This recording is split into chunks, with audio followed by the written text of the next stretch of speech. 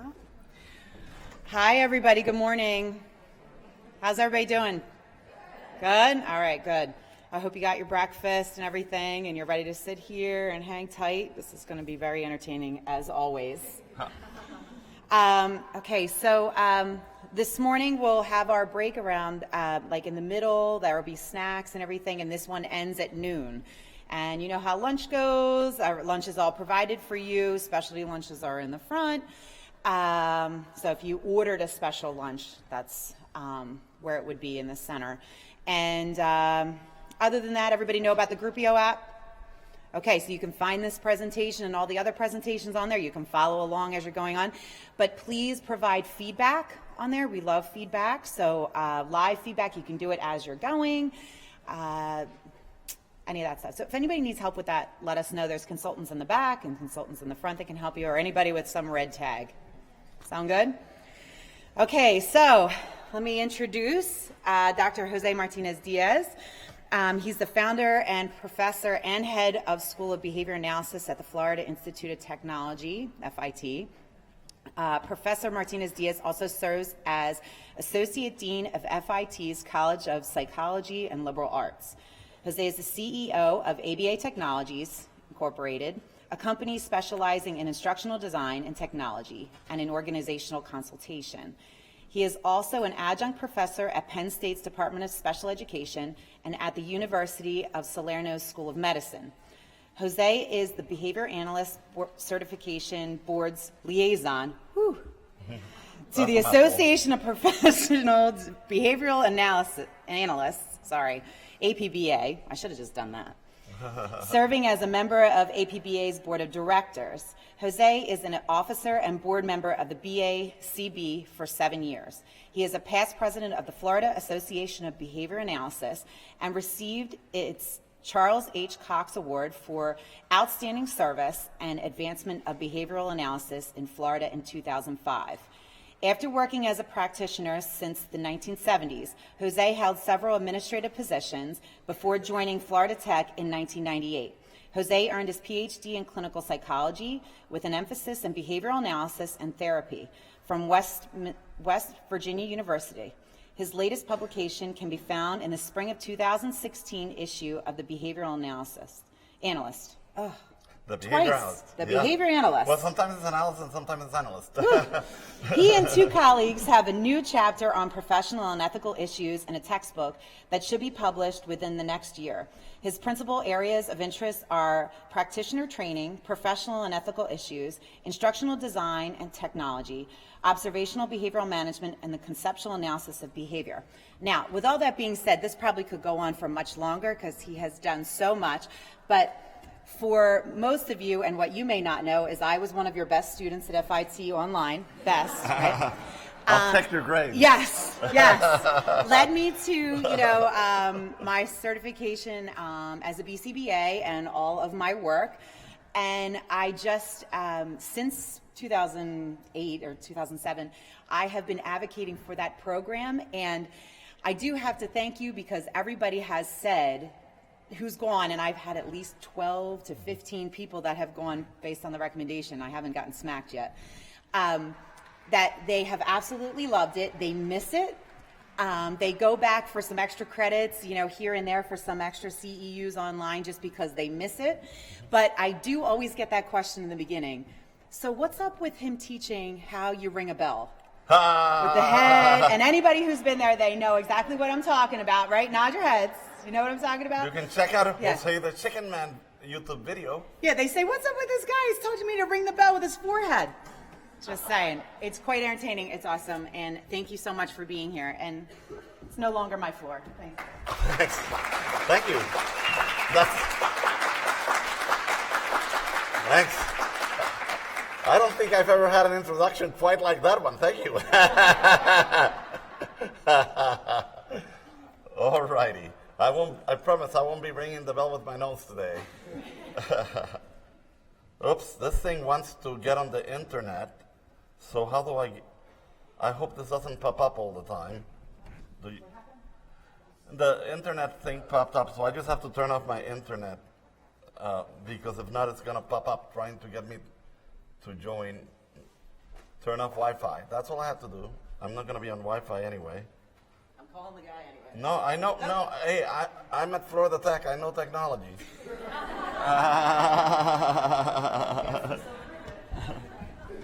And that shows, okay?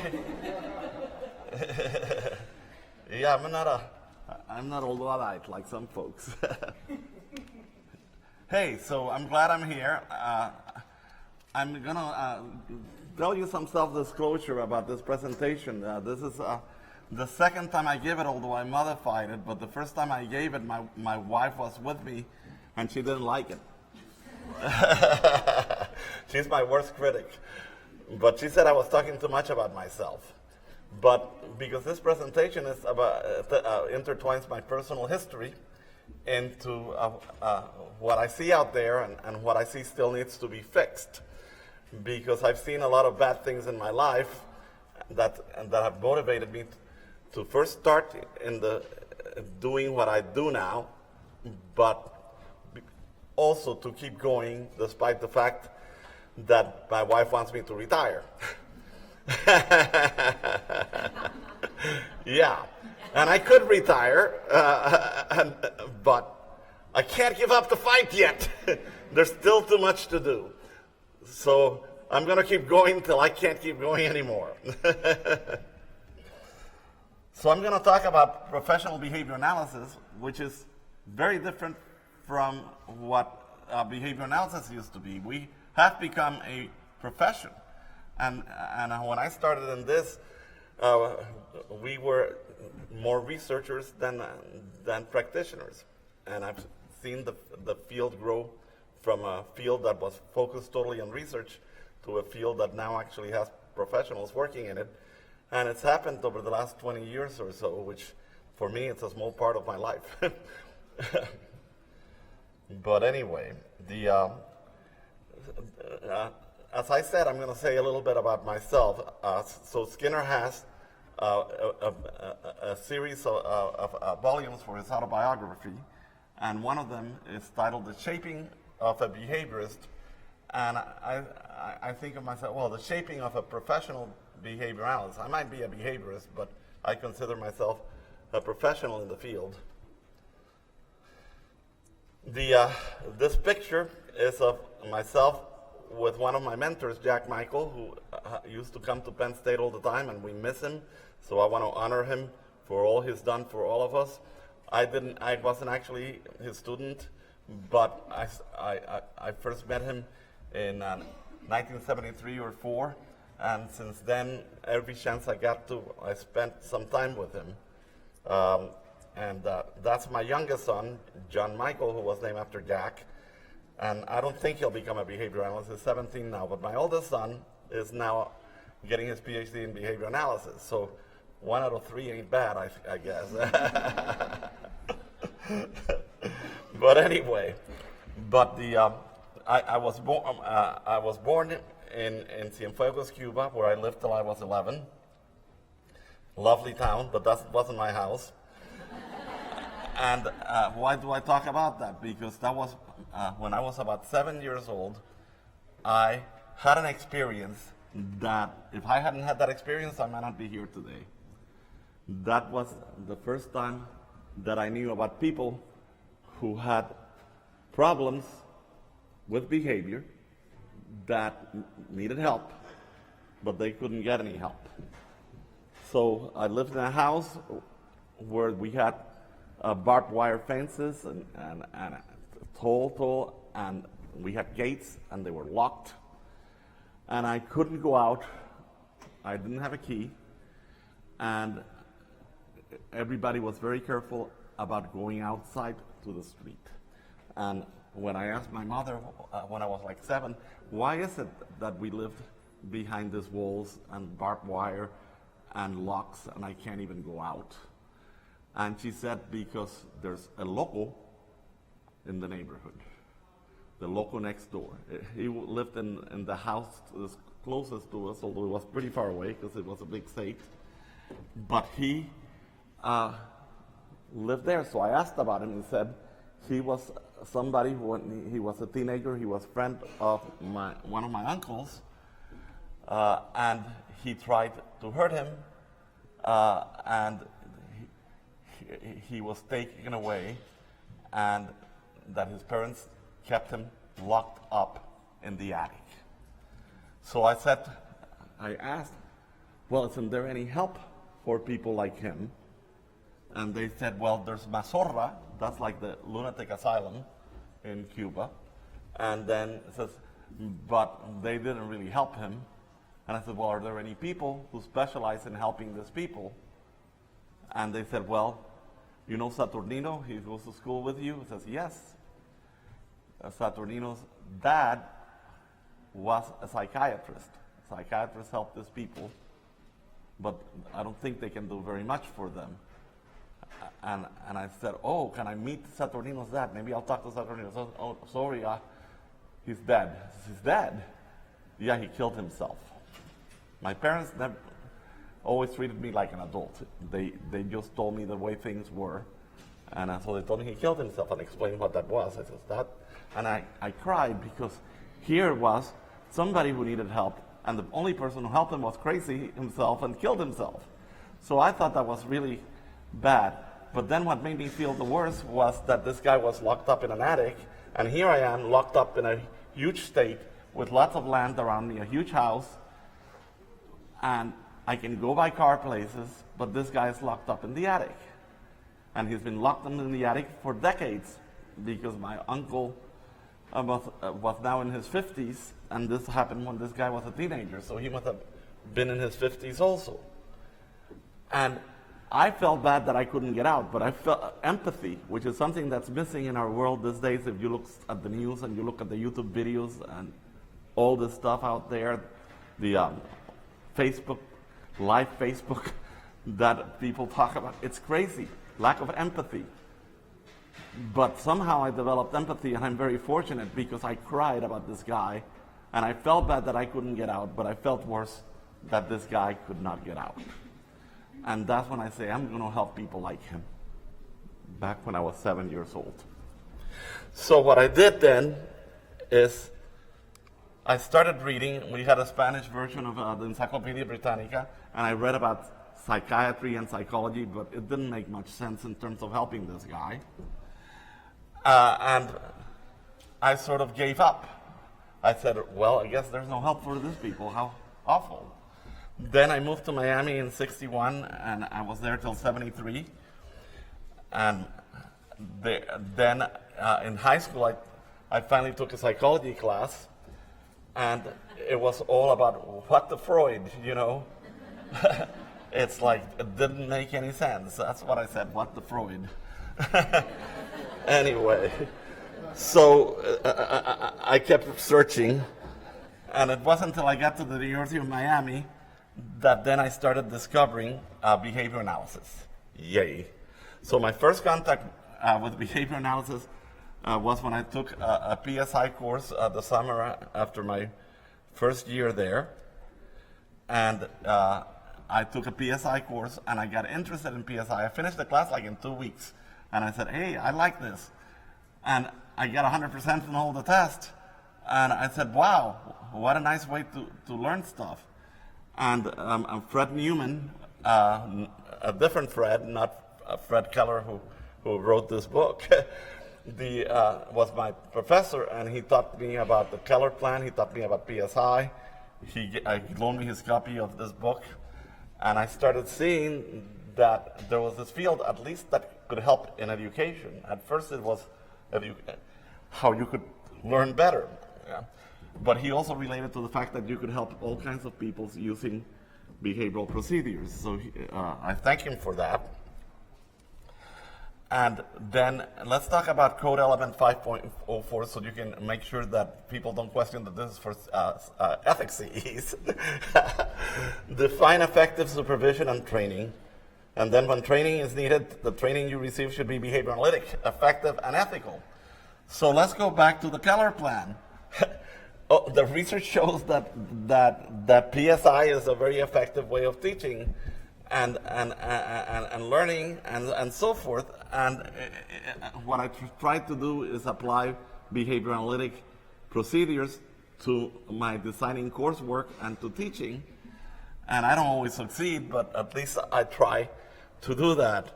And it is amazing how much better training can be and supervision can be if you use behavioral procedures. Then soon thereafter, I took a two-sequence course.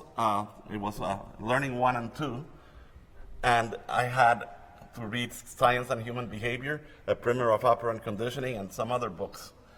And they were all behavioral. Bandura was a little less behavioral, quasi-behavioral. But again, I learned about how you could, a way of thinking about learning, and then the Behavior Mud book and Science and Human Behavior and so forth, talk about applying the principles of behavior to help people.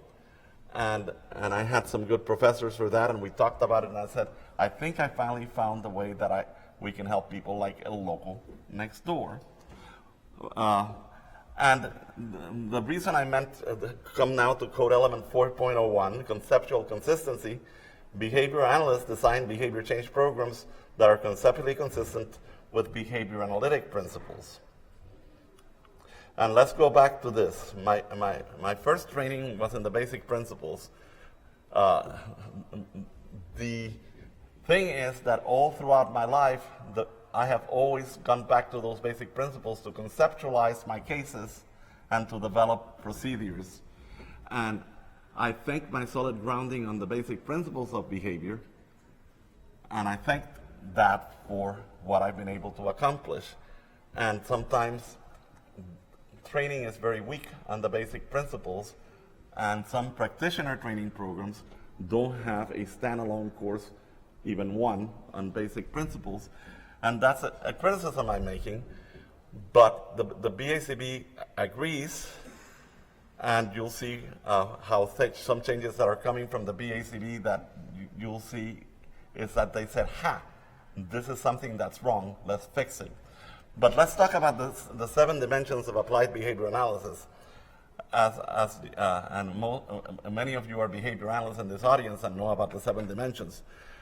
But when you are analytic, when you observe and measure behavior, and then systematically manipulate environmental events and see what effect they have,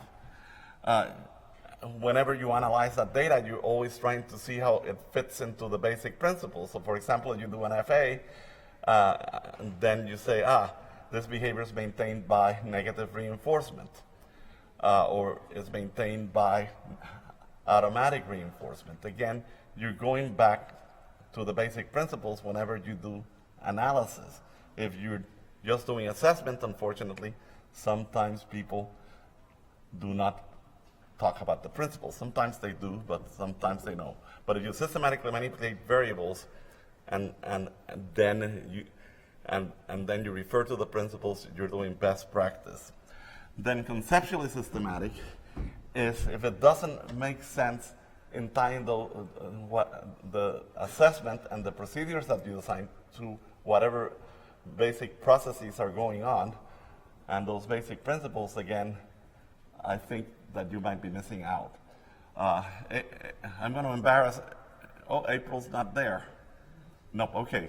I was going to embarrass April, one of my old students who's now working with me, but she's seen me enough. But anyway, she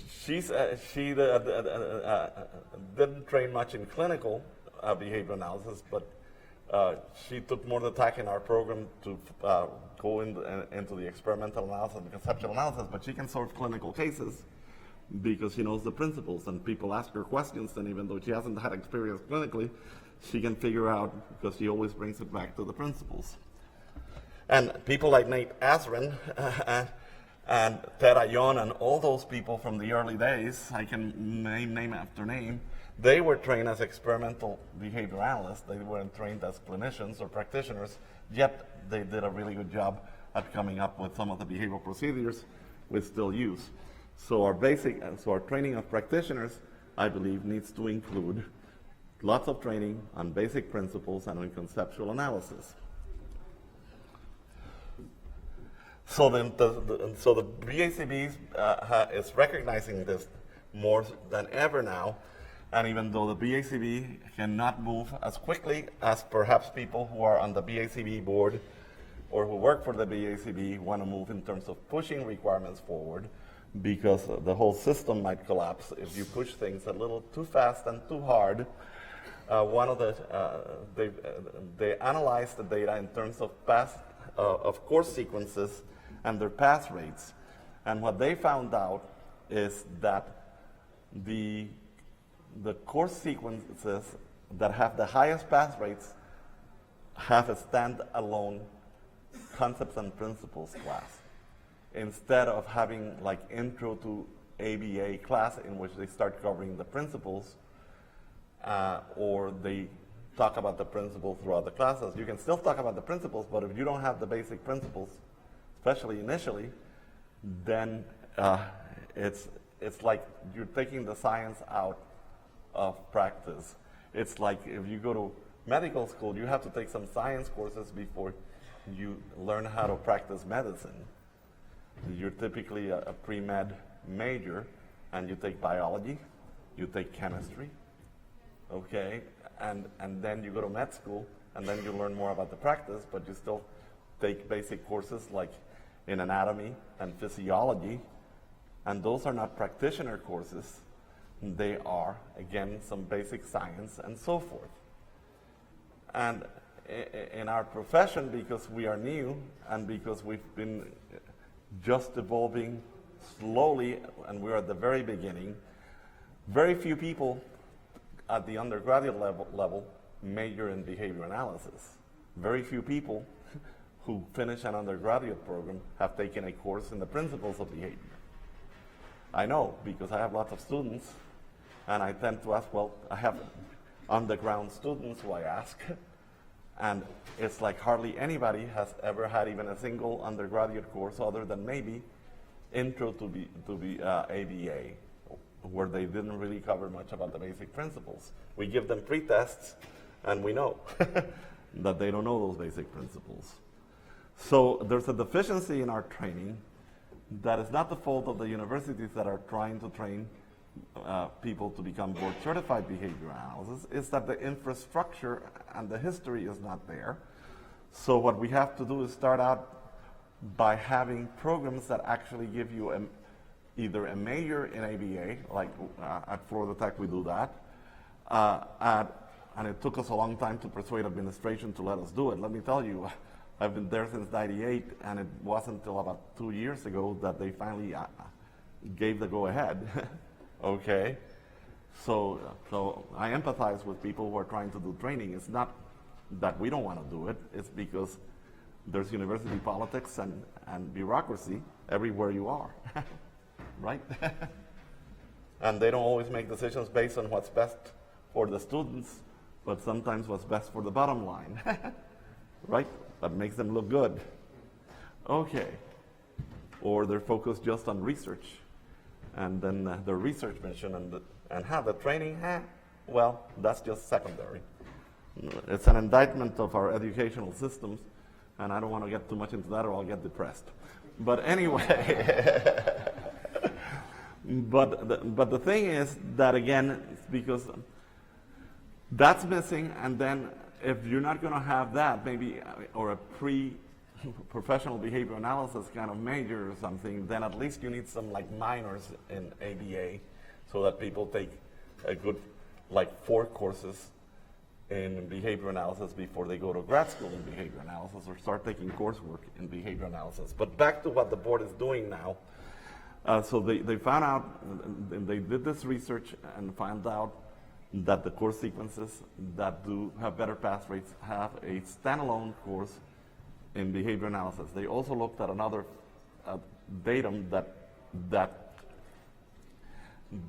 the actual accreditation board that accredits degree programs in behavior analysis has a lot of conceptual classes that they require, okay, and also method classes. So now the board is shifting, so instead of 45 hours of concepts and principles that can be taught across the board in different courses, you have to have a standalone 45-hour course and then another 45 additional hours of concepts and principles. And that you can spread or not, okay? And then you have to have a standalone methods course as well, instead of spreading the methods throughout the courses.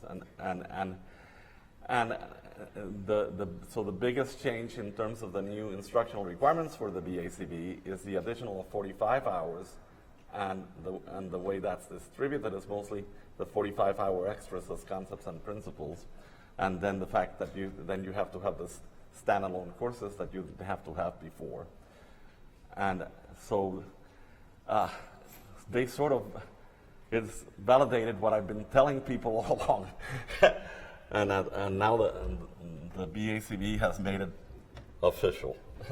And I suspect there will be additional changes like that the next time around.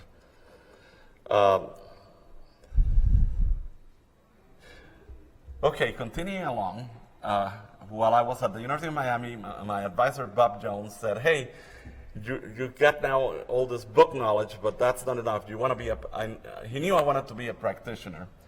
And he himself had a private practice and was proud that he was a practitioner. He was a psychologist, but he called himself an empiricist, and because a lot of the practices that were empirically validated were behavioral, he incorporated behavior analysis into his practice and behavior therapy. And he said, you need to go out and work in the field. I was working at Sears. I was working at the music library at the University of Miami as a work study because I like music. And anyway, so he said, hey, stop doing all those jobs and go work in the field. So I did that. And the first place I worked at was Jackson Memorial Psych Unit. It was actually an institute, a 7th-floor institute. And he wasn't there. But if you saw One Flew Over the Cuckoo's Nest and saw Jack Nicholson acting there, they treated the patients there, and I call them patients, that's what they called them, a lot worse than in One Flew Over the Cuckoo's Nest. They did all kinds of nasty things to these people. They put them in straitjackets and gave them PRN medications to calm them down. They did electroconvulsive therapy, and they didn't just do the kind of electroconvulsive therapy that is done this day that is not as damaging as what it was back then. And the patients there work like, that's them. Like zombies, The Walking Dead. And I cried. So they were either agitated and had to be restrained, had to be medicated, had to be given electroconvulsive therapy, or they walked like zombies. And I cried. And I went and talked to the head nurse, and I said, do you know, I'm reading some books, and there's other ways to help these people. There's an article, The Psychiatric Nurse as a Behavioral Engineer, and there's procedures that actually help people like this that can be used in places like here. And she said, if you don't like what we do here, you don't have to work here. And then I said, well, but I want to help. And says, your job is to empty bedpans. Your job is to make the patients comfortable, to change the sheets. Because that's what I was doing. That was my job there. I wasn't any kind of treatment agent there. I was there for their physical needs. And she said, so if you don't like it, you can leave. And I said, well, I want to try to help. And I said, you should leave. I knew she was going to fire me, so I left. Anyway, so then I go to my second place. I go to Montanari. There we go. And that was a psychiatric unit for adolescents with behavior problems. And there were essentially 3 types of individuals there, although I hate to classify people by type. One type was the kids who did illegal things, and the parents could afford a nicer place than juvenile hall to put them in. Another one was the type of kid that actually had a mental health diagnosis fairly severe, who was there. And then there was a third type of kid that I'll tell you in a minute that was different from all the rest, even though the other two types. But in this place, what they had is something called milieu therapy, and I was one of the people who was called a counselor, but more like a camp counselor than any type of counselor, you know. But what I did is I had to just provide a positive therapeutic environment, but that was never defined. But what they did is, if the kid engaged in problem behavior, we had to jump on them and put them prone on the ground. The nurse came and gave them a PRN medication, and they went into either locked time out or in restraints. And there was no behavioral treatment for any of those kids. And they also yelled a lot at them. That's why that picture's there. Told them, you know better. You should behave better. But there was a third type of kid who was always in 4-point restraint, other than when they had to let him out like one arm at a time. And he also got a lot of PRN medications. And the guy, we never saw the guy walking around. But whenever they restrained him, he tried to hurt himself. And I asked about him, and I said, what's wrong with him that he keeps hurting himself? And why does he have to spend his whole life in restraints, you know? And I said, well, he's autistic. Autistic people do that. And I said, but can't you help? Can you provide any kind of treatment to help him not self-injure anymore? And they said, no, all we need to do is keep him safe. That's all that can be done. Keep him safe. So I made the mistake, but it was a good mistake.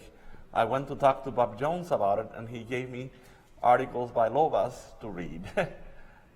Okay, and then he talked to me about Lobas and ABA for people with autism. So I went back with my articles, and I talked to the clinical director about it, and he was nicer than the head nurse, but essentially says, I might be a licensed clinical social worker, but I'm not in charge of treatment here. The psychiatrist is. You better talk to the psychiatrist about it. So I set up an appointment to see the psychiatrist, who was only there one day a week. And I talked to her, and I showed her the articles, and guess what she said? If you don't like it here, you go. I am the board-certified child and adolescent psychiatrist. We have licensed clinicians here. We are trained. We know what we're doing. And this newfangled stuff that you're talking about, it's worthless. And there's research behind it. Look at all the studies. It's worthless. But anyway, and so if you don't like it here, you can leave. And then I tried to argue, and then she fired me. Okay. I have been fired many a time in my life. But I am persistent. One of the reasons I started my own company in 1997 is I told myself I'd never fire myself. And I put my wife on the board and says, please don't fire me.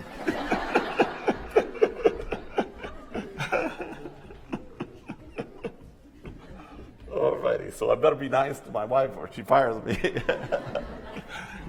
Okay, but it's sad that this kid, he was a teenager then, 14 years old, had to be restrained all the time.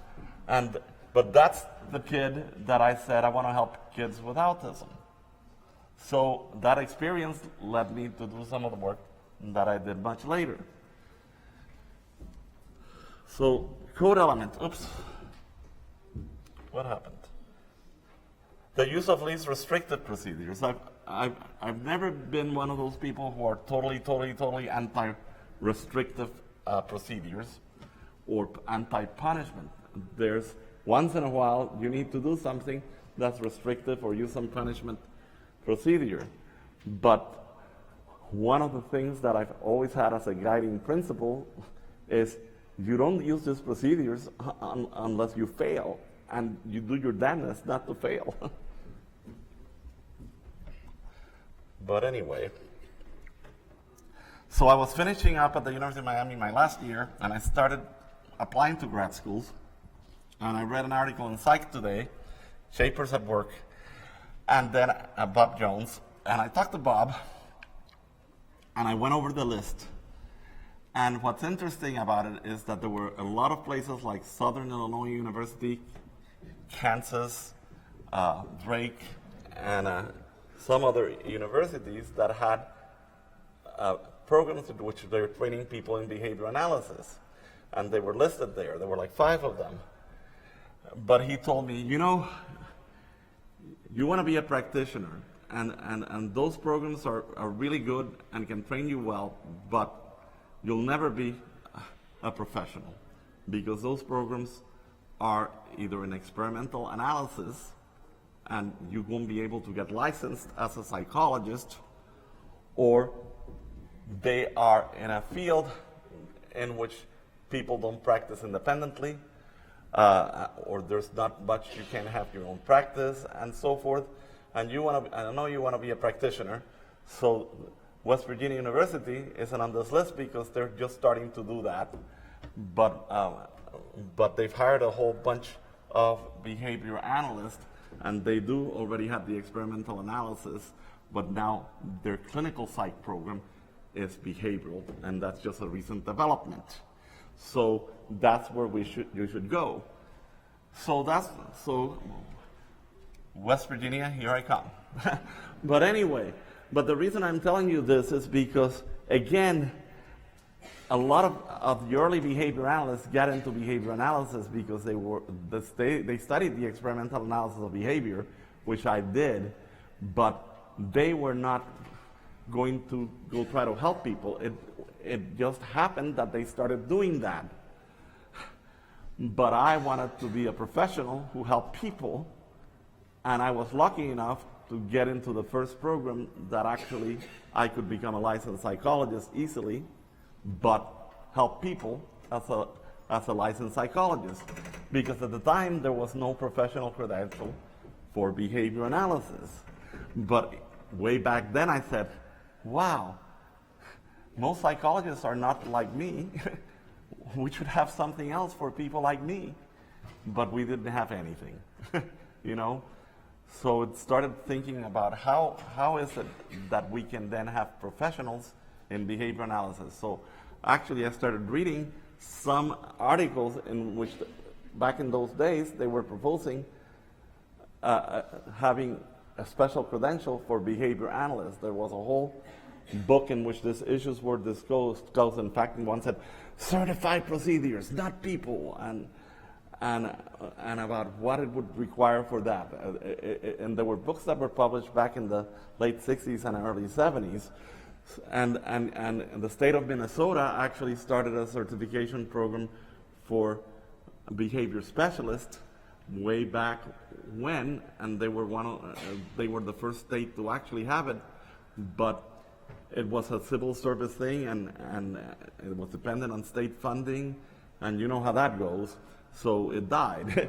But that was like I knew about that and I got all excited, and then it failed because it was handled by politicians instead of by professionals, you know. So anyway, but from the early days I thought, we need to have our own credential instead of doing that, because I also had to learn a lot of stuff that at West Virginia, besides all the behavioral stuff, I had to learn some stuff that the faculty would say, you have to learn this stuff because if it's required by the accreditation people that you have that, the American Psychological Association, but you'll probably never use it.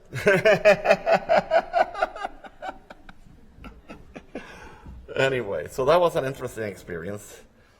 So I spent 5 years there. That was my advisor. He's still alive. I visit him about once a year. But I'm also going to show you, and I'm showing you this just because think I'm fortunate that I did this. One of the requirements at West Virginia, and of course this was a master's and doctoral program, so you can't compare that to a master's program, but I had to have 2,000 hours of practicum while I was there, and I had to have like 4 different rotations. I'm saying that because people complain about the 1,500 hours, but I had to have more than that, but I'll come to that later. But that was just while I was still in school. Then, but I also was fortunate that West Virginia had an ed psych department versus the regular psych department. And I got to take a class with Julie Vargas, Skinner's daughter. And I don't have a whole lot, another slide on that, but she taught about instructional design and educational applications in behavior analysis, and about Skinner's teaching machine. I read the technology of teaching. And of course, I also read some more about the PSI method, the Keller. I learned about precision teaching, about direct instruction, and so forth. And wow, I said, yes, we need to revolutionize education. And I learned about project follow-through and so forth, and how it was ignored by the school systems. Because despite the fact that I was mostly a clinician, I always thought education was just as important as doing clinical work, and that they had to go hand in hand. So I did an internship at Camarillo State Hospital and UCLA. UCLA had actual buildings that they ran at Camarillo that were staffed by UCLA faculty. I was lucky to do that. And I stayed working there, but I had a 2,000-hour internship in addition to 2,000 hours of practicum. That's 4,000 hours. And by the way, then to become licensed in psychology in California, I had to do a 2,000-hour postdoc. 6,000 hours versus an intensive practicum now is 750. Regular is 1,500 hours. I had to have 6,000 hours. So when psychologists criticize the BCBA credential, they point out to all the extra hours of supervision. So one of the things that probably will be coming is additional hours. And rightfully so. Okay. Yeah, well, it's a good thing you're doing it now, right? Alrighty. But I stayed working at Camarillo after I finished. And essentially, I had a full-time job and a part-time job at Camarillo the time I was there, and through 84 anyway. Then in 84 I quit the part-time job, but I worked in 2 places. I worked in the autistic children's unit, that's what it was called, and those were typically people that LOBAS couldn't help, and that engaged in problem behavior, and then LOBAS would send them over to us. And then LOBAS consulted with us, but he had a clinic, and these kids were not appropriate for his clinic, right? Because they were too severe to work a lot on skill acquisition, or they had been failures, okay? And there were adult units too, and so forth, and some of them were people from the LOBAS study who had not made any progress or whatever. But so I got the toughest of LOBAS cases, essentially, to work with for many a year. And that's where I really cut my teeth in autism. But the other unit, because from the days of the local probably had a diagnosis of paranoid schizophrenia. I love working with schizophrenia, people with the diagnosis and helping them. And the other one was the clinical research unit for the study of schizophrenia. And I did my dissertation there on teaching them conversational skills. And we used behavioral procedures with them at Camarillo versus medicating them and restraining them and putting them in seclusion and all that. So at last, I was able to do what I had wanted to do, and I didn't give up. And I could have gotten a nicer job in some ways, easier job. I could have set up my practice. I could have seen people in an office and and did that. Instead, I work with people who smeared feces, who threw feces at me, okay, or attacked me, and so forth, you know. But I was fighting the good fight and doing the best I could to help them. And I felt good about it all those years. I continued doing that past when I finished my dissertation. And those are two of my mentors that I work with at Camarillo, both really excellent behaviorals, older than me. But I'm going to tell you a little bit about my experiences when I got my first job out there in Camarillo after my internship. And one of them is the story of Mark. Some of you might have heard this. I'll try to make it shorter than usual. I'm going to tell you a much longer story later about that day. My next one's probably going to be longer. But with Mark, Mark is the guy who, what had happened was there had been a brief period of time where they got a new program director for that unit, and he didn't stay long. They figured out for the whole autism program, they had gotten this program director. He didn't last long. And they had hired some people for the units that were not behavioral, or that they talked behavioral, but they really were not. and that didn't last for long, fortunately.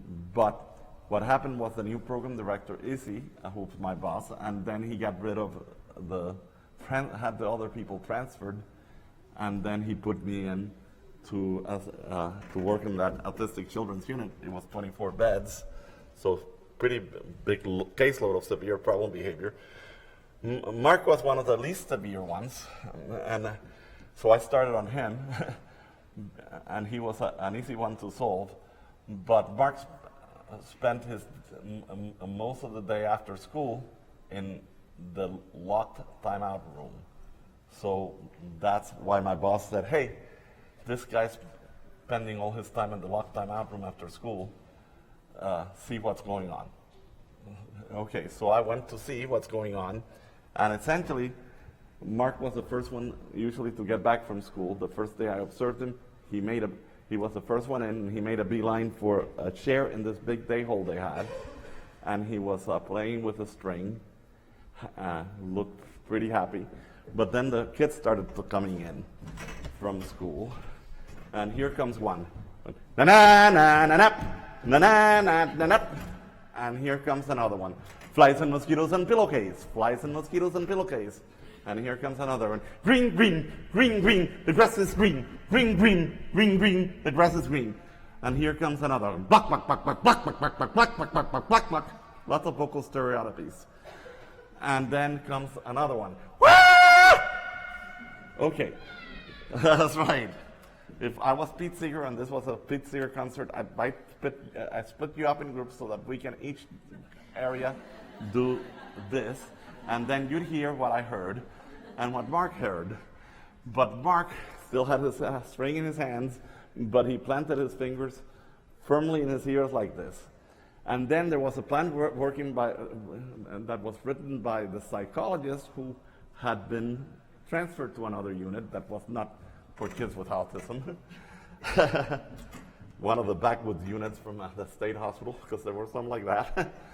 And anyway, so what happened was that this plan said, if Mark puts his fingers in his ears, use least to most prompting up to and including physical force to get him to remove the fingers out of his ears. So Dr. Bishop had actually written some behavioral lingo, but she didn't know the principles of behavior, that's for sure. But anyway, so Mary, who was a hands-on hospital worker, she was not one of the regular nursing staff, they left her all alone when the kids came home from school because all the regular staff were back in a room for half an hour in which all they did was do this change of shift, and they did a lot of gossiping during it as well. And poor Mary got stuck with all the 24 kids. And then she went up to Mark and followed the plan and just, Mark, get your fingers out of your ears. And Mark did not remove them, of course. She started yelling in front of his face. Then she started going like that, and then she started prying his hands, and then she started prying them really hard, and that's when the leg came up and kicked her. So she followed Barbara's plan, Dr. Bishop for the thing, and it said, if Mark is aggressive, ask him to go to timeout. And then Mary said, Mark, go to timeout.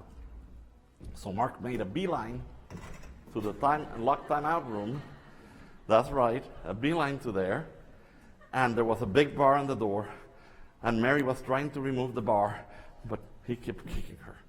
And then she finally got the bar, opened the door. Mark got in real fast. And then Mary, while all the other kids were getting in trouble and the nursing staff had to come out to do other things to the other kids, Mary was there watching Mark through a little peephole. When 15 minutes were over, she took the bar off and said, Mark, come out of timeout. And then Mark didn't come out of timeout. So she used the plan for noncompliance, which was, you guessed it, use least the most prompting up to physical force. And then, of course, she tried to get him out. He wouldn't come out. So she started trying to move him out, and he kicked her again. He says, Mark, stay in timeout for aggression. So Mark got what he wanted, right? So, again, the reason I'm telling you the story is, here was somebody who had a PhD in clinical psychology, who was a licensed psychologist, and knew the lingo of behavior analysis because she wrote these plans that had about least to most prompting and physical force and the timeout parameters of timeout and all that weird stuff. But she had no idea that about Mark and the functions of behavior or anything like that. And this had been going on for months before Izzy Perel took over as program director, before I got brought in to replace Barbara. But it is sad that they did this to Mark all this time, when they should have I didn't need to do a functional analysis to know that when it was loud, Mark put his fingers like this, and then when they tried to take his fingers off, he kicked, and then he didn't want to get out of what was also called the quiet room. It didn't take Brian Iwata to figure this out. Jose could figure it out. Okay, so yeah, but the other reason I tell this story is because this intervention was not just an intervention for Mark in terms of changing things around, and I don't want to even tell you much about what I did about Mark in terms of changing his behavior plan. What I want to tell you is, because most of my interventions are more than an individual plan for an individual client, but it's to change something else about the environment that is wrong. So what was wrong here is that all the staff that were the ones who were more expert in things, supposedly, were in this room for half an hour when the kids came home from school. And that they left a solitary hospital worker who had no training out with 24 kids with behavior problems, and every day she had busy with one kid, and then all the other kids started engaging in problem behavior, and then they had to end their meeting. And somehow these people did not see the relationship between the fact that they are in a meeting and that every day they have to go intervene. And it's like, why in the world? The first thing to do is, as soon as the kids come home from school, you need to divide them up into groups. And there's some one-to-ones that might have stayed with one-to-one, but they're loud, and put them into their individual rooms instead of leaving them out in the main area with their one-on-one that are making noise and are making the environment chaotic. So no more of this having 24 kids in the day hall until they're ready for a party, and no more of this change of shift at this time. So we changed the change of shift. And the change of shift, it was ridiculous because the kids were in school and the staff were not with them, other than when they took them to the lunchroom. And the teaching staff went with them to the lunchroom too. It's like, wow, what all did they have to talk about for half an hour anyway?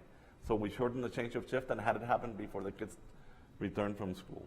But I have to work with the unions because they all had everything was, this is the time for change of shift. This is the time. No, you're here for the kids.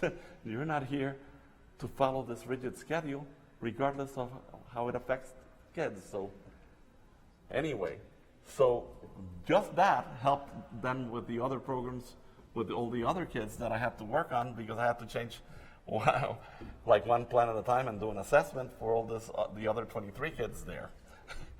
But anyway, at least that created some better sense of what goes on. Well, when I had only been there 2 or 3 months back in late 79, early 80, this was, when Danica came in as a new client, and my students know the story of Danica, but I hardly ever get to tell the story in just one time. I bring it in at different points of my training, because I'm training on procedures and principles and so forth.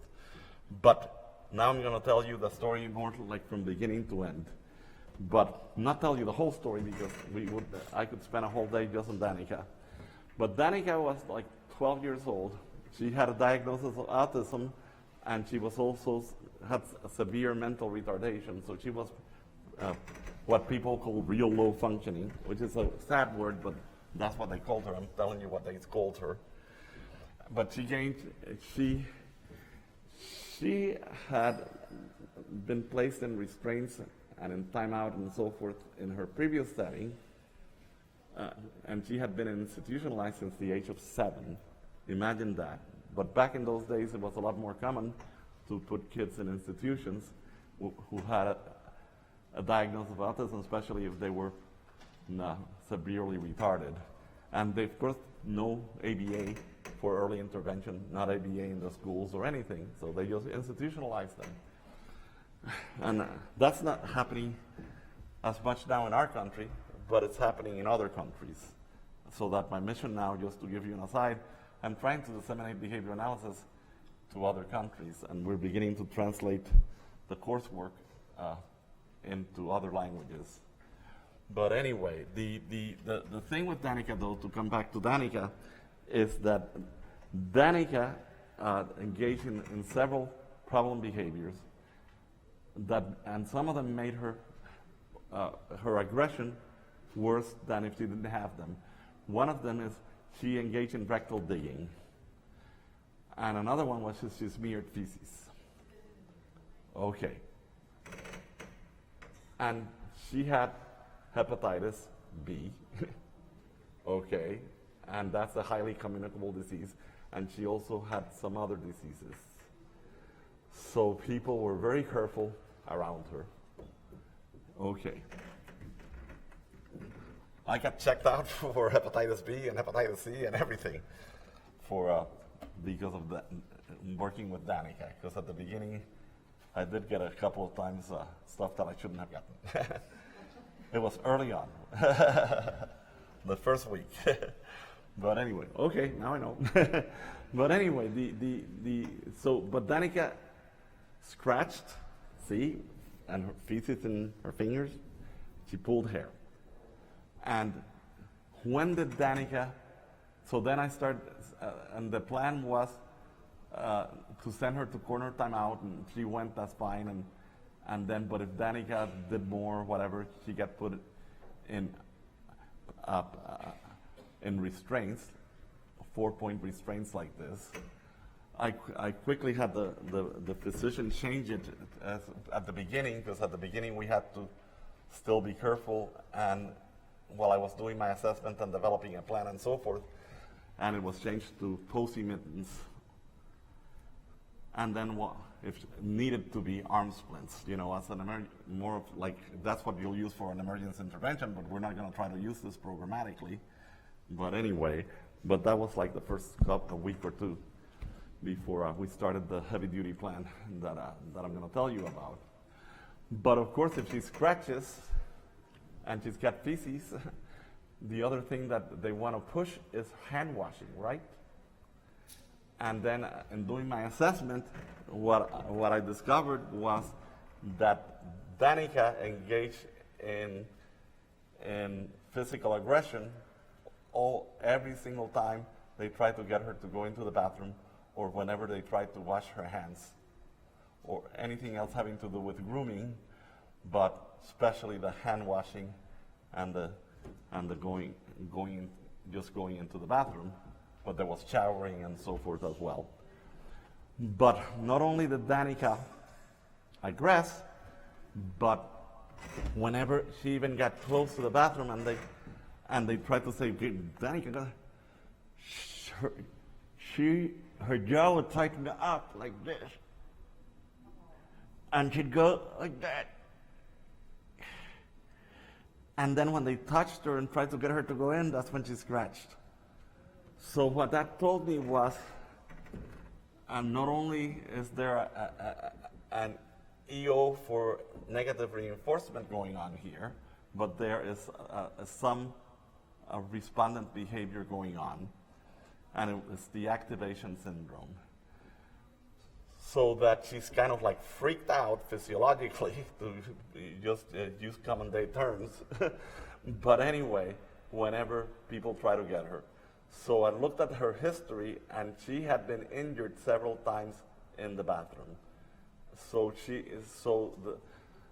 just the sight of the bathroom or the request to go into the bathroom had become a condition elicitor for the activation syndrome. And then and then in terms of escape avoidance behavior, there was a reflective condition of establishing operation. At the time, we didn't call it that because Jack Michael hadn't come up with those terms yet. Anyway, but it was an establishing operation. He had just not developed the different types, but that's what was going on. Okay, so anyway, and of course, if she got put in timeout or they even put mittens over her or whatever, any of those things, actually she avoided being cleaned up by people who might hurt her, because sometimes when she's got feces in her hands and she's going for people might do things that actually hurt her, you know. Anyway, it gets rough in there sometimes, as you might know if you've worked in institutions. It gets rough in other places too, but especially in institutions. But anyway, so then I figured out, where is it that Danica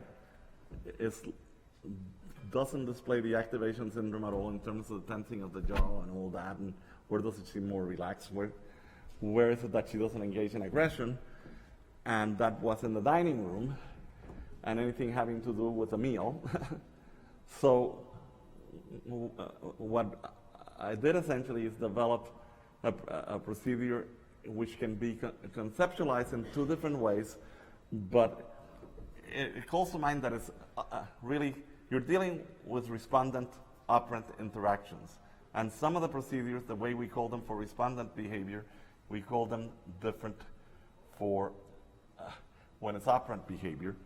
But there's a lot of similarities, and the processes that are working on are similar. And not only are they similar, but it's like they are intertwined like this.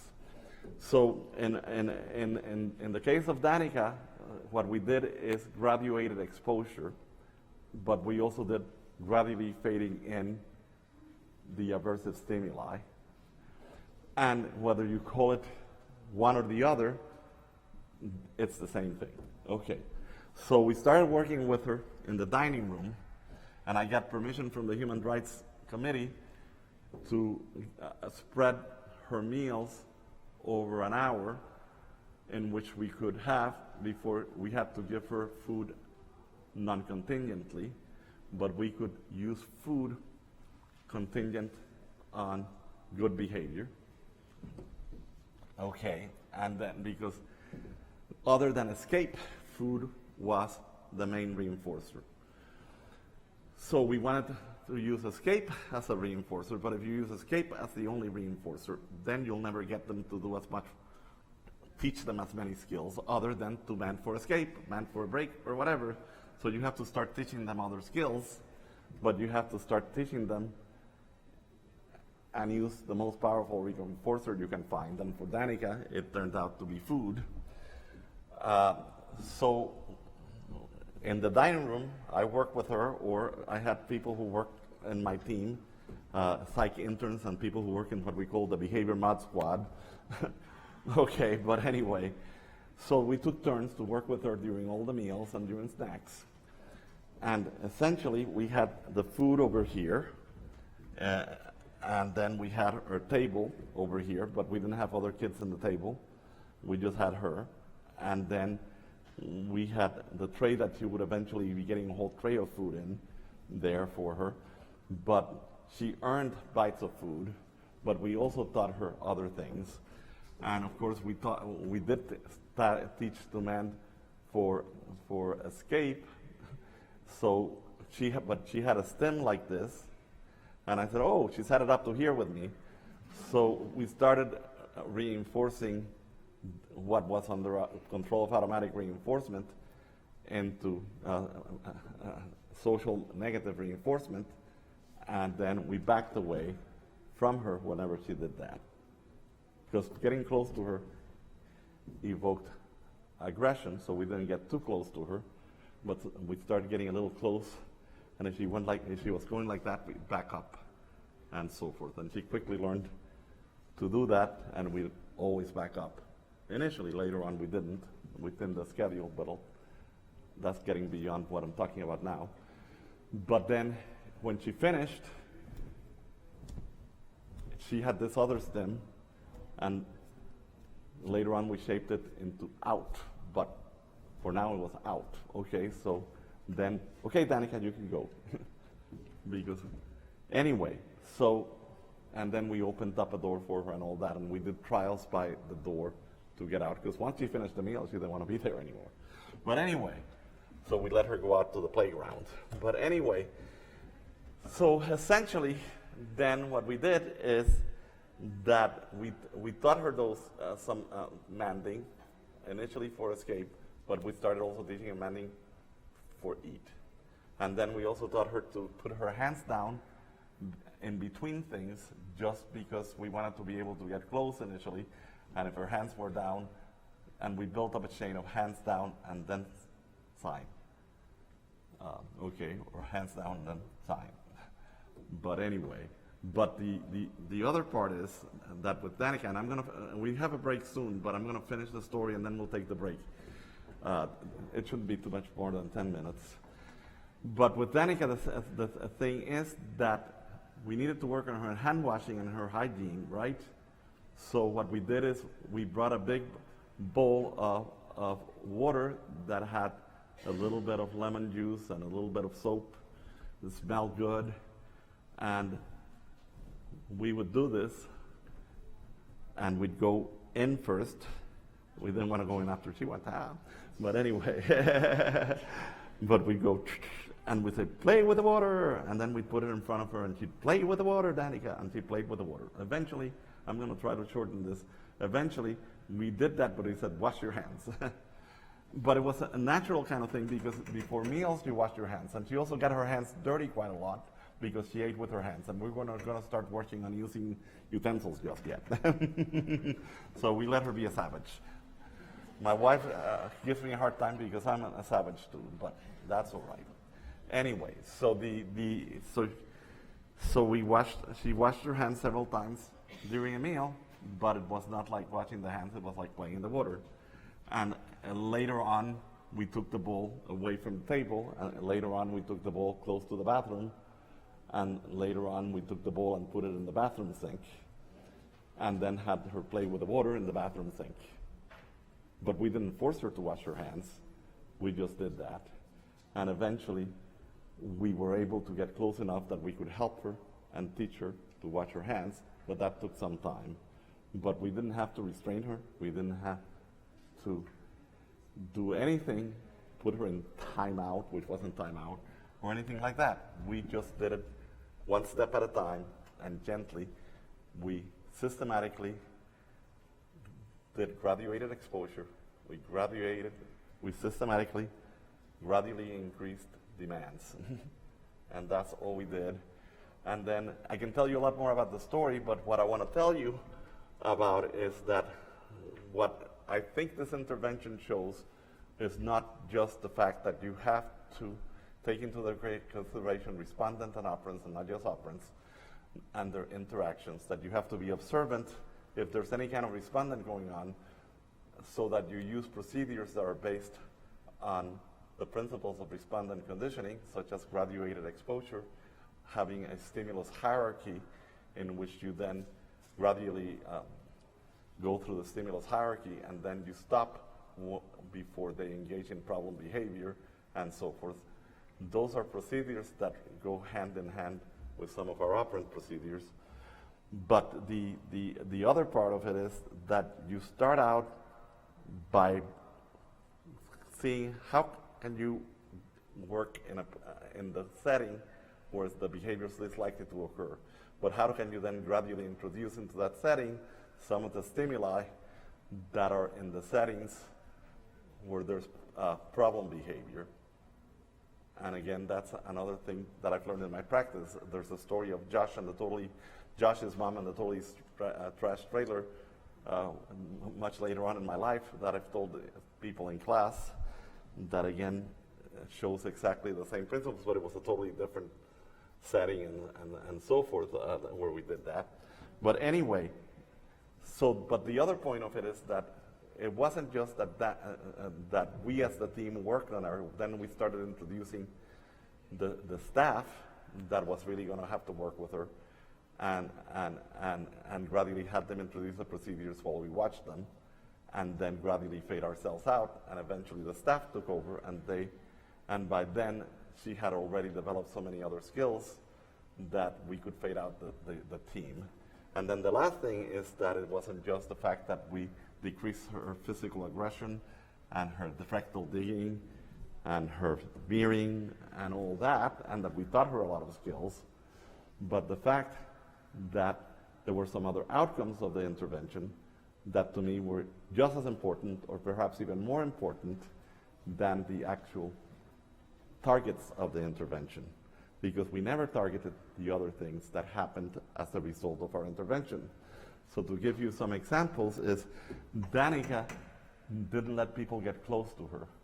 That's when she started getting upset and when she also started to aggressively get too close to her, and we were able to get close to her.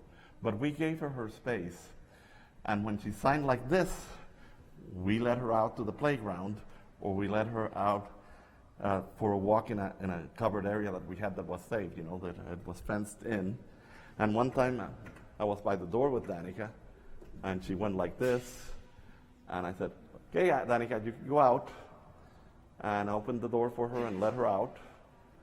But she, instead of going out, she actually turned around, and at first I said, "Wow, she hasn't aggressed in months. What's going on? Because she started putting her hand like this. I thought she was going to scratch my hand. But instead of scratching my hand, she took me by the hand, and she pulled me. And she took me for a walk with her. And I cried. Yeah, I cried. Why did I cry? Because I knew then that I had touched somebody's life who hated having people anywhere close to her, and I thought she developed a relationship with me. And it wasn't just that I was her behavior analyst, I wasn't just her treatment provider, but I was somebody she wanted to spend time with. And then her parents came to visit, and her father was a big guy. He always tried to give her a hug, and she stiffened up, and he would hug her, and she would kind of freak out. But her father came, and this time when he went to give her a hug, she actually went with the arms like that. She didn't go like this, but instead of fighting it like that, she went. And the dad cried because my daughter gave me a hug for the first time in my life. And that's why I keep doing what I keep doing. Because it's not just about behavior change, it's by having people happier, by giving people more fulfilled lives, having relationships with people. And we're not just little robots doing behavior analysis, we're people who love people. And if you're not a person who loves people, and who cries, and who wants to be close in some other form, that's appropriate, of course. Yeah, you can take it a little too far. Then maybe, I don't know, I don't want robots in this field. I want people with a heart. Okay, well, let's take a break. Thank you. Thank you. Thank you for a break.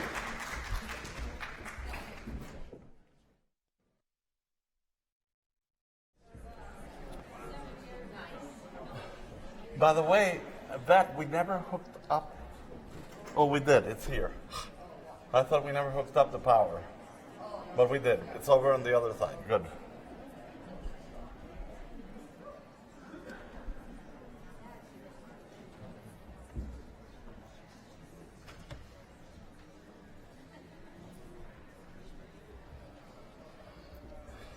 Okay, so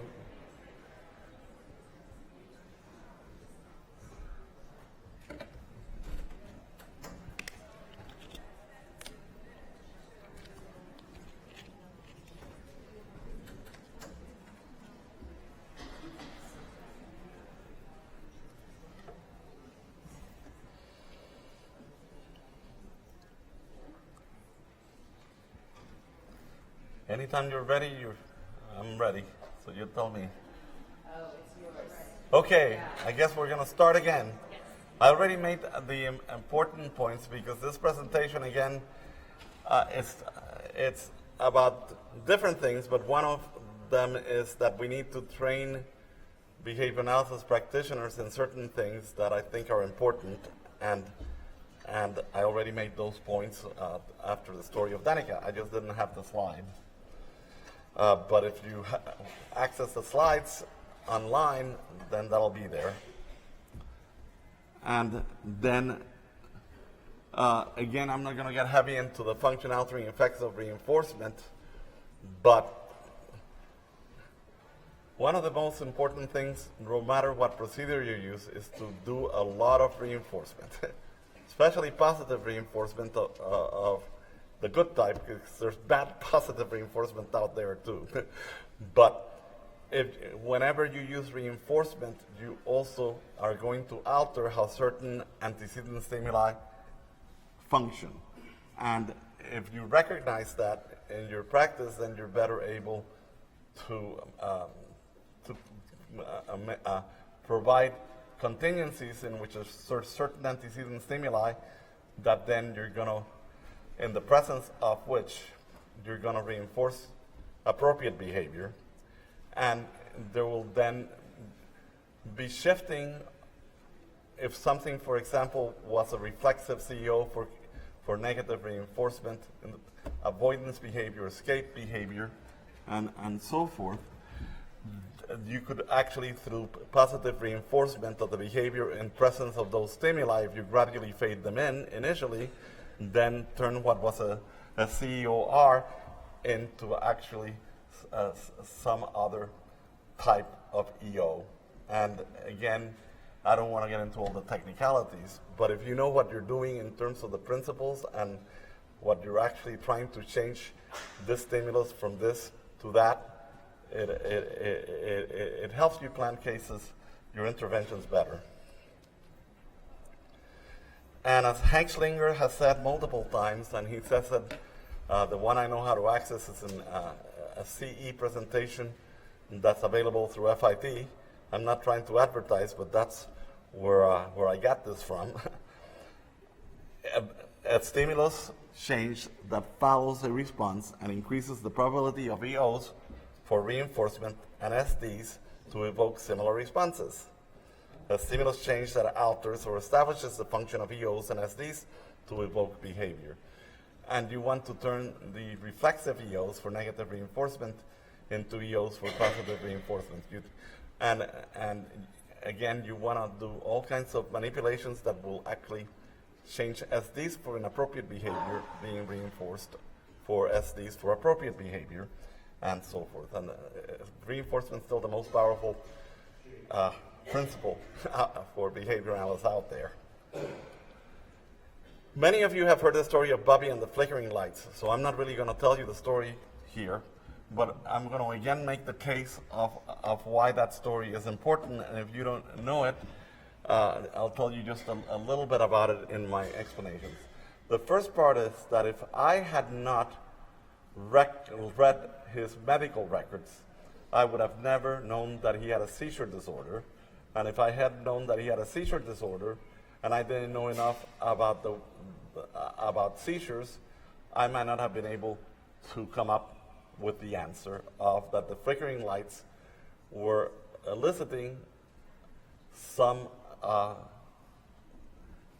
pre-seizure kinds of feelings, and they're within the skin, so I can't observe them directly, but I can make the assumption that they might be there based on his overt behavior during the times that he probably had pre-seizure activity. And he might not have, but just knowing that he might have, and then knowing how he changed the way he was behaving under situations that are likely to evoke seizure behavior, like flickering light, fluorescent lights, that gave me a cue to what was going on. So behavior analysts who work with clinical populations, especially people who work in areas in which there's a lot of comorbidity issues, in which there is a diagnosis, but which is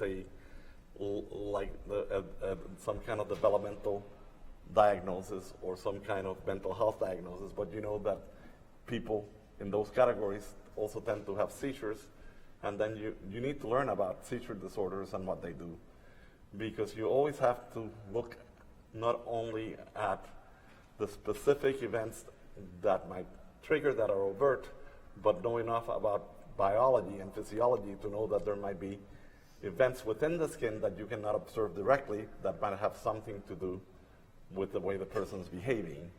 After all, Skinner always emphasized that the full science of behavior analysis has to deal with private events and not ignore them.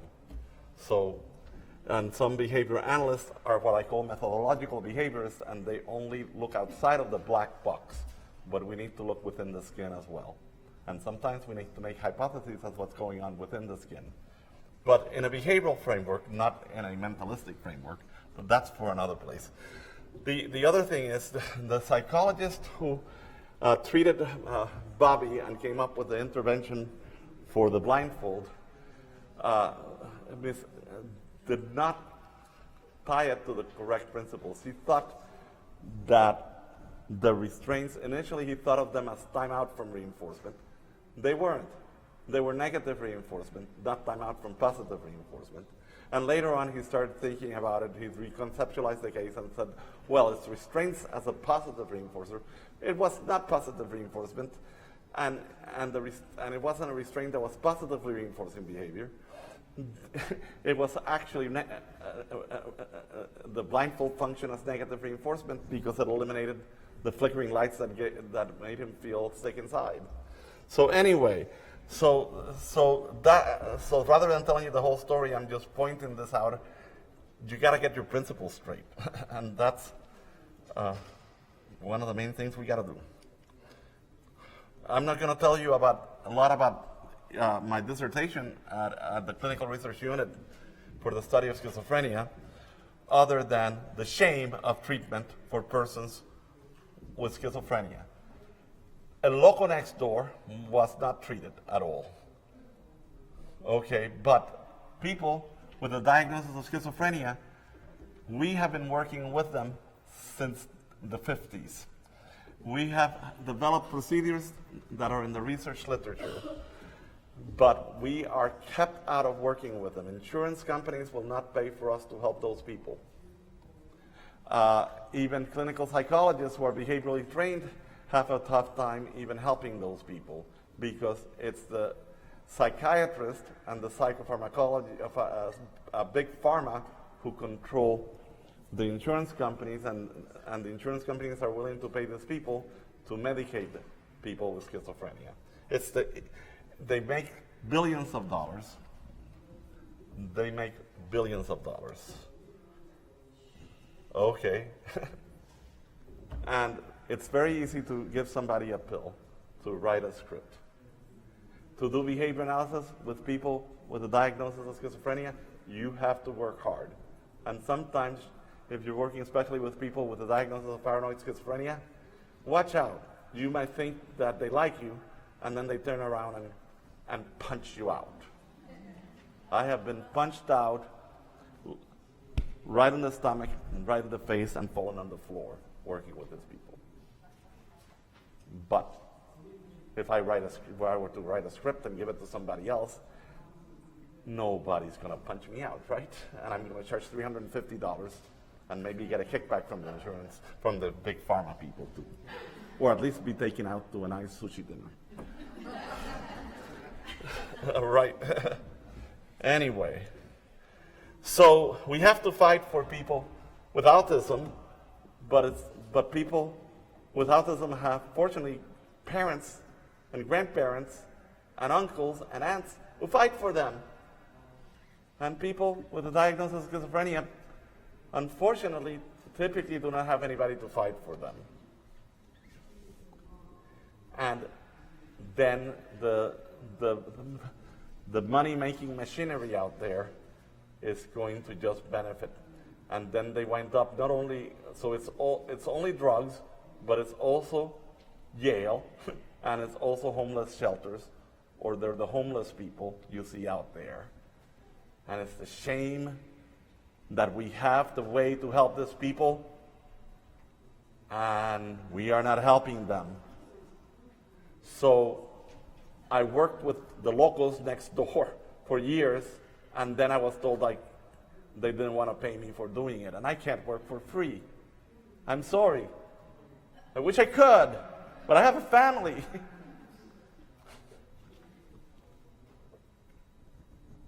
And then I'd have to fight the establishment who's not going to let me really work with them. It's going to kick me out. So I gave up. And I'm sorry I gave up, but I had other fights that were a little easier to fight. Fortunately, we have such great help from the parents and other significant others of the people with autism who so advocate with them. It also helps that they're mostly cute. Versus people with schizophrenia tend to look more like that guy. That's what I used to look like too.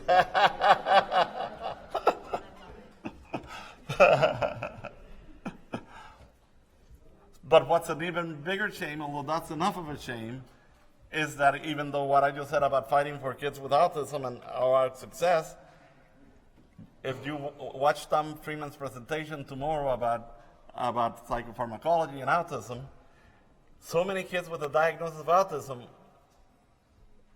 even at the age of 3, are already given psychotropic meds that have the worst side effects, and there's no research showing that it does anything for them other than make them calmer, so they're easier to deal with. Just like the zombies at Jackson Memorial Psychiatric Institute, except they don't medicate them to the point that they look like zombies, but it has similar effects. Okay, in this presentation, this is the kind of presentation where it doesn't have, I don't have to present everything in it, because I'm not trying to teach you specific skills or specific content. So I'm gonna skip over some of this, but I taught at Pepperdine University, and I'm not gonna tell you the story of Benny, but Benny was a college student who was lonely and didn't have any friends, and he had never been out on a date, and more than anything else, he wanted a girlfriend. And poor Benny, whether he had a diagnosis or not is not important. He might have been Aspergy, but so are a lot of people on college campuses. They're smarter than the typical student a lot of times. But they like social skills, and some of them actually want girlfriends. But anyway, the thing is that, again, you can use procedures to help these people. And he had been to counseling and psychotherapy and all that, and for 2 years, and they had never observed him interact with women. They had never observed him interact with people his own age. They had just done a lot of talk therapy with him. And what I did with him was bring in some of my Pepperdine students who volunteered as part of a class projects to and see how he interacted with them. And then we did training with him. Because I always had some kind of assistant, I can't work by myself. The thing is that we worked on his conversational skills, and we used procedures such as putting a little bug in the ear device in his ear and coaching him on interacting with women on campus. We got permission to do that, but it's like doing behavioral skills training and taking it one step further and doing it in vivo, in real life setting. You just have to get all the permissions because you can't listen to people's conversations. Maybe the FBI and the CIA can, but not us. And you can coach somebody from the distance while listening to their conversations. Ask a follow-up question. Or eventually we say, F you. And he knew that was follow-up. But anyway. Okay. Anyway, that kind of stuff. So our procedures can work, again, a lot better than the limit. They can work on populations that we typically don't think they can work. And we can actually, instead of seeing people in an office, see them in the real world, especially these days with all the technology.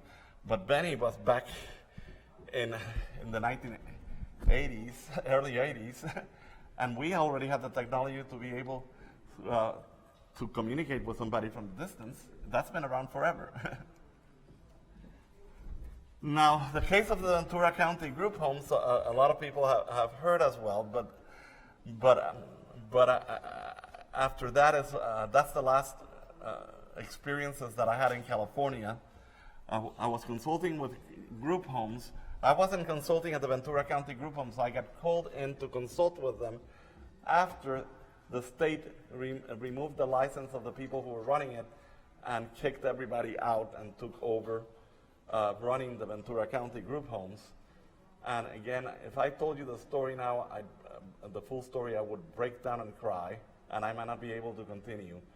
So all I'm going to tell you is that two people who I had worked with, who had made so much progress, and who were ready to be placed in the community, went to these group homes, and within a period of just about a month, they both died. But they didn't die of natural causes. They died from people who didn't know what they were doing. So once the psychologists who consulted with the group homes, again, just like Dr. Bishop, they knew the lingo, but they didn't know the principles. And instead of reinforcing swing by going to the swing, they use the swings to calm Mark down when this was a different Mark, or Stevie, I think. But anyways, that when they had when he started engaging in self-injurious behavior. We had eliminated self-injurious behavior, but they put him to swinging because swinging calmed him down. Right, so they reinforced the swinging. And then they used required relaxation, but it was really prone containment. And then they crushed his chest. But they shaped up the self-injurious behavior by using swinging for a self-injury. And then they crush his chest by doing what they call required relaxation. And Michael, bathtub, bath, well, that was a big, we gave Michael access to a bath instead of a shower when he met certain criteria, and when he asked for it at the end of meeting that criteria, instead they used baths, guess what? To calm him down when he engaged in aggression. And they didn't give it to him for appropriate behavior. They gave it to him for inappropriate behavior. They shaped up aggression again, and then they put him in locked time out. And they had a seizure. He had a seizure disorder, and they didn't observe him, and he died while he had a seizure in a locked time out room. I had worked with all those guys when they were children. By now, they were young adults, and they were murdered. I call it murder. that murder is a legal word. Manslaughter might be a better word. But the person who wrote that plan, who didn't know what he was doing, is the person who's responsible for those people's death. And the staff member who followed those plans, they didn't know any better. But they weren't well trained, because if not, they wouldn't have crushed his chest. And they would have watched somebody with seizure disorders. We're a long time out, you're supposed to observe people anyway. And if they have a seizure disorder, it is, what are these people doing even working in the field? Bet you that psychologist couldn't make it as a regular psychologist, and it was easy to take the Medicaid money, because I got the Medicaid money later. And I could have gotten the Medicaid money and not done much of anything. But once I took the Medicaid money, I had to do something. But every time I went to the group home and remember Michael and Stevie, it was too emotional for me. I couldn't do it. I said, I can't do this. I want to help these people, but I can't get over. And it turned out at the same time I got a job offer in Florida, and I left. I transitioned the group homes to somebody who had been my intern at Camarillo, Jeff Tuber, and he took over, and hopefully it all worked out well there. But I left, and I said, wow, we worked so hard at the state hospital to help these people, and look what happens to them. But it happens all over the place. There's so many places out there who still do not do good treatment. I know, because as I continue my story, eventually I'll get where I was a member of the peer review committee back in the 2000s, not the 2000 and I think I stopped doing it like around 2010 or whatever, and there's still stuff going on out there. It's like, wow, maybe the 2011s and 12s and 13s have been better since I stopped. But that's my mission now, is to train people so that this stuff will stop happening. If enough of you are trained well, and take over from the people who are not. Please. I want to, whenever I die, and I'll die sometime, I want to die knowing that it's better for people that I have it in my heart to help, and that I have made a difference in my life by training people to do good instead of harm. And then I'll die happy. I know I have made a difference then. But as long as I keep seeing what I keep seeing at places, then it's like the battle is not won. The battle is not won. So I worked at this place called Devereaux. It's a big multi-state agency. And they brought me in to set up a behavior analysis program and to be center director. And again, I'm not going to tell you the whole story here, but essentially what happened is the first 2 years, I was able to hire a behavior analyst, I was able to do good, and we had a great success rate. We only kept the people a certain amount of time, we discharged them, they were all making progress. And then the guy who was my boss, the executive director, got promoted and left, and they put the director of nursing as the executive director over the 3 centers. I was the head of one center, and that was for children with severely emotional and behavioral disorders. That's what it was called, the Center for Severe Behavioral and Emotional Disorders. But anyway, bottom line school. But they were typical kids that engaged in lots of problem behavior, 100-bed center. But that nurse who became the executive director believed in the medical model, and she took my job away from me and put me as director of behavioral programming, is what she called it, but with no power whatsoever, because the nurses, she put all the nurses in charge, and the nurses could start giving PRNs. Now, nurses can be trained, but these nurses were not trained in behavior analysis. They resorted to PRNs, seclusion, and restraints. There's 3 things that they used. And then they set it up with a primary therapist counseling model. And then the director staff who used to implement behavioral procedures now became milieu therapy, back to the days of Montanari.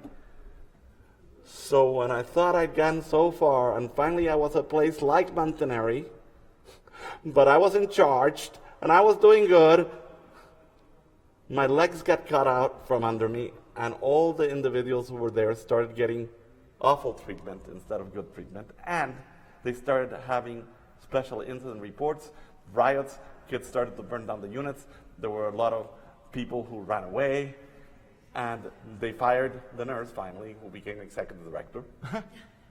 Yeah, and brought somebody else in to set up a behavioral program, but that person had set up a program unlike the ones that I had set up, which were based on positive reinforcement of appropriate behavior and replacement behavior, in which, how did you reinforce behavior here? I asked one time when I was working for the state and I went to monitor them many years later. How do you reinforce appropriate behavior? And they said, with the point system. But I said, but in the point system, you give them points at the beginning of the day, and when they engage in inappropriate behavior, you give them point fines, and you take away points. So how's that reinforcement? Well, if they are good, they get to keep the points. That reinforces good behavior. So whoever set up that program was not a behavior analyst, were they? They didn't even know what reinforcement was. And there were no target behaviors for appropriate behavior. It was the as long as they didn't engage in any of the severe problem behaviors, moderate problem behaviors, or mild problem behaviors, they had like 3 categories, they got to keep their points. That's reinforcement, huh? And the medical director said stupid things. You can read about them if you read the PowerPoint. Drove me nuts. I left there, and then I went to New Mexico in West Palm Beach, and I was the program director it was a traumatic brain injury facility, and I had all the people who worked there that were not nursing staff or medical staff under me, the speech and language people, the physical therapist, the occupational therapist, the activity therapist, the 2 behavior therapists, and so forth. And we were doing good. And the same thing happened. I had a boss who was pro-behavioral, and he supported what I was doing, and we started making a lot of progress. But then he got a different job where he became regional director of a larger company, and off we went. And guess what? The director of nursing became the executive director. And she did the same thing that the other one did. Not only that, she did worse, because then I caught the therapist who I supervised and read their notes, and I said, there's a note here from when she had a day off. I know. I approved her time off. She was off that week. So how could there be notes that she wrote during that week? And how could they be billing for her services? So I confronted my boss and said, I just reviewed the progress notes for the last week, and so-and-so wasn't here. She was on vacation. Oh, she signed them when she came back to pick up her check on last Friday. She signed them. She wasn't here. Well, somebody else wrote them. She signed them. That's fraud or something like it. I'm not sure the legal definition, but this is not right. You're billing for services that were not provided, and you're falsifying documentation. And she said, who writes your paycheck? And I said, well, yeah. Charlie Brenner writes your paycheck. I think that was his name. And I said, well, you do what he says. And if he says, he gives me the authority, he told me that we needed to make more money, that we weren't doing well, so I'm helping Charlie Brenner out. So he can write your paycheck. And I said, well, I can't work in a place that does this. And she says, well, you can leave then. So I left, and I reported them. And then the FBI came in, or somebody came in, and they had to leave. And some people wound up in jail. All right. At least this time when they fired me, this time they went to jail. It felt good. Because I've always been fired or gotten rid of and all this stuff. And because even the people in the group homes that they didn't fire me, but they killed those people. I don't think anybody went to jail over that. I don't know what happened to those people, but I don't think anybody pressed charges. They should have. But those, I don't know. It's just insane. But anyway, so while unemployed, thanks for firing me, because that's when I said, I've had it. I have been fighting hard, doing my best, but there's all these bad people out here, and there's all these people who are licensed psychologists or licensed psychiatrists or licensed everything else, and they are not helping these people the way that I know we can help these people. Maybe we can't help everybody, but I know how to help some people. So what I did is, in 1992, I started doing some consulting, and I taught what was my first CBA class.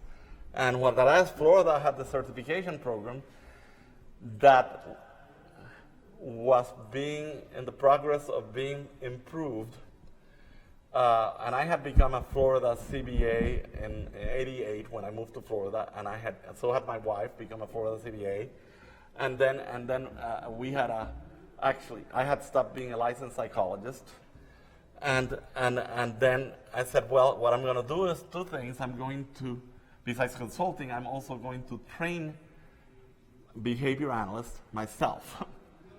And in Florida, instead of taking classes from a university, you could take them from the university. Most people who became certified took classes from people who the state approved as instructors. You had to meet certain criteria, so I submitted my paperwork, I got approved as an instructor, and I taught my first CBA class.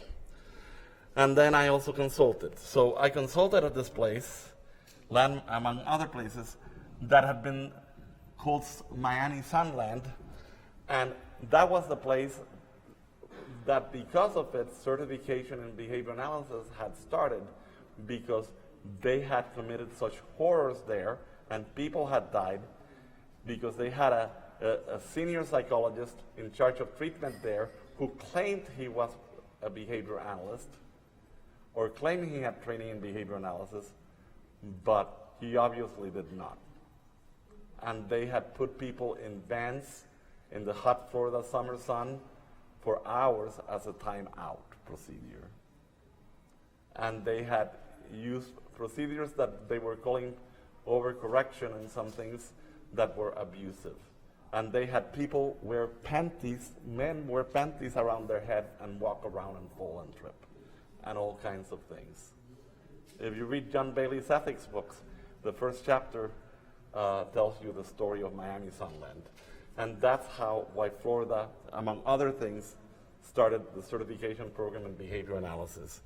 But you would think that the place that led to those things then now was a stellar facility. But I found out that their psychological specialists, except for one who had been trained at Southern Illinois University, knew nothing about behavior analysis. And they pretty much stayed in their offices instead of being out working with the clients. Even the one who had been trained in Southern Illinois and was a good behavior analyst stayed far away from the units because he had learned he could do nothing to make things better. Because some of you have heard the story of Billy and his shoes and socks. Oh, I don't have that there. But there were stories like that there.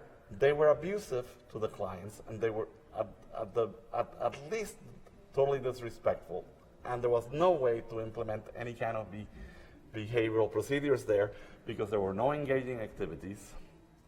There was no positive reinforcement for anything. There wasn't even nice human interactions. They treated them worse than they would treat a dog they didn't like, barking orders and ridiculing them. And I reported them And things happened later on, but I don't want to tell you the whole story here. But it is like amazing that the place that was so reviewed, and because of the regulations for behavior analysis in place, had the psychological specialists working there, who even if they had known something, they couldn't do anything because the direct care staff, the nurses, and so forth, were the ones in charge, and they had no power. But then they hired people who didn't know anything either. So it was a double whammy. And eventually it led to, I worked with the people in the state, this was a state institution up in Tallahassee, to do some things differently there, and they got rid of some people, even though it's hard to in the state system. They had to privatize the place in order to be able to get rid of the civil servants. And I'm not into privatizing things if the state can run them well, but sometimes in the state you can't get rid of people who do bad things because of all. And I'm not going to go there, but it's amazing. It's funny though, Donald Trump can fire just about anybody fast, but I couldn't fire anybody. Why is that? Anyway, alrighty, but anyway, but that was that was the state curriculum for teaching behavior analysis. You actually have to follow the state curriculum. Later on, they started the task list instead, and then you could create your own curriculum. But that's history there for you. And there were practice exams too. But anyway, then after consulting for a while, the state managed to convince me to go full-time with them, and I worked as a district behavior analyst overseeing 4 counties with a lot of individuals receiving lots of different kinds of services. And they put me in a fancy office in a fancy building. I got in trouble because I wouldn't stay in my office. I got in trouble because I spent most of the time out there. And also they wanted me to work from 8 to 5 or 9 to 6 with an hour lunch break. And I never listened to them. I came in whenever I wanted to, and I got out, and I would just show up someplace unexpected. And at night, I'd show up places, and then I'd write reports when I found bad things, and I'd send them to my boss. And she told me I had to stop doing that, and that I needed to stay in my office so people could access me, and that I had to be there from 9 to 6 or 8 to 5 or 8:30 to 5:30, and that I wasn't to, and every time I went to a place, I had to make an appointment and let them know a few days in advance that I was coming, and make sure that I was met by somebody from management, and not just show up to group homes when there was no management around. And I said, well, then they put on a dog and pony show for me, and I don't see the real thing. So I was pressured out of that job. And I was glad to leave because eventually my boss sat me down and said, from now on, this is what you have to do. You've created enough problems here. Yeah. I thought I was there for the state to monitor and provide technical support. That was my job. Monitor, provide technical support. And I couldn't monitor appropriately. And I couldn't provide technical support because whenever I wrote stuff that they needed to do in the reports, my boss would throw it out and says, those people can't do that. And then even when I tried to tell them, because I had to sign off on things, they didn't have to listen to me. No, and my boss never backed me up. So anyway, so there were lots of weird things. One of the things that happened, I had to approve providers, and somebody said that he was a doctoral level behavior analyst. He had a PhD in theosophy, whatever that is, and he had only taken the minimum requirements to become a behavior analyst in Florida, which at the time was like a 45-hour class, 3 credits worth, and didn't have to be taught through a university even, and no experience requirements. If you're smart enough and you study the curriculum guide that I showed you and take the practice test, you can pass the test. But anyway, I keep rejecting most of the people to be providers. That's another thing that got me in trouble. But I said, wow, is there a big job of training people in Florida? I need to keep training instead of and stuff like this would happen when I would go monitor. They were using water mist on somebody who was grunting, supposedly was the first step in a chain that led to aggression behavior.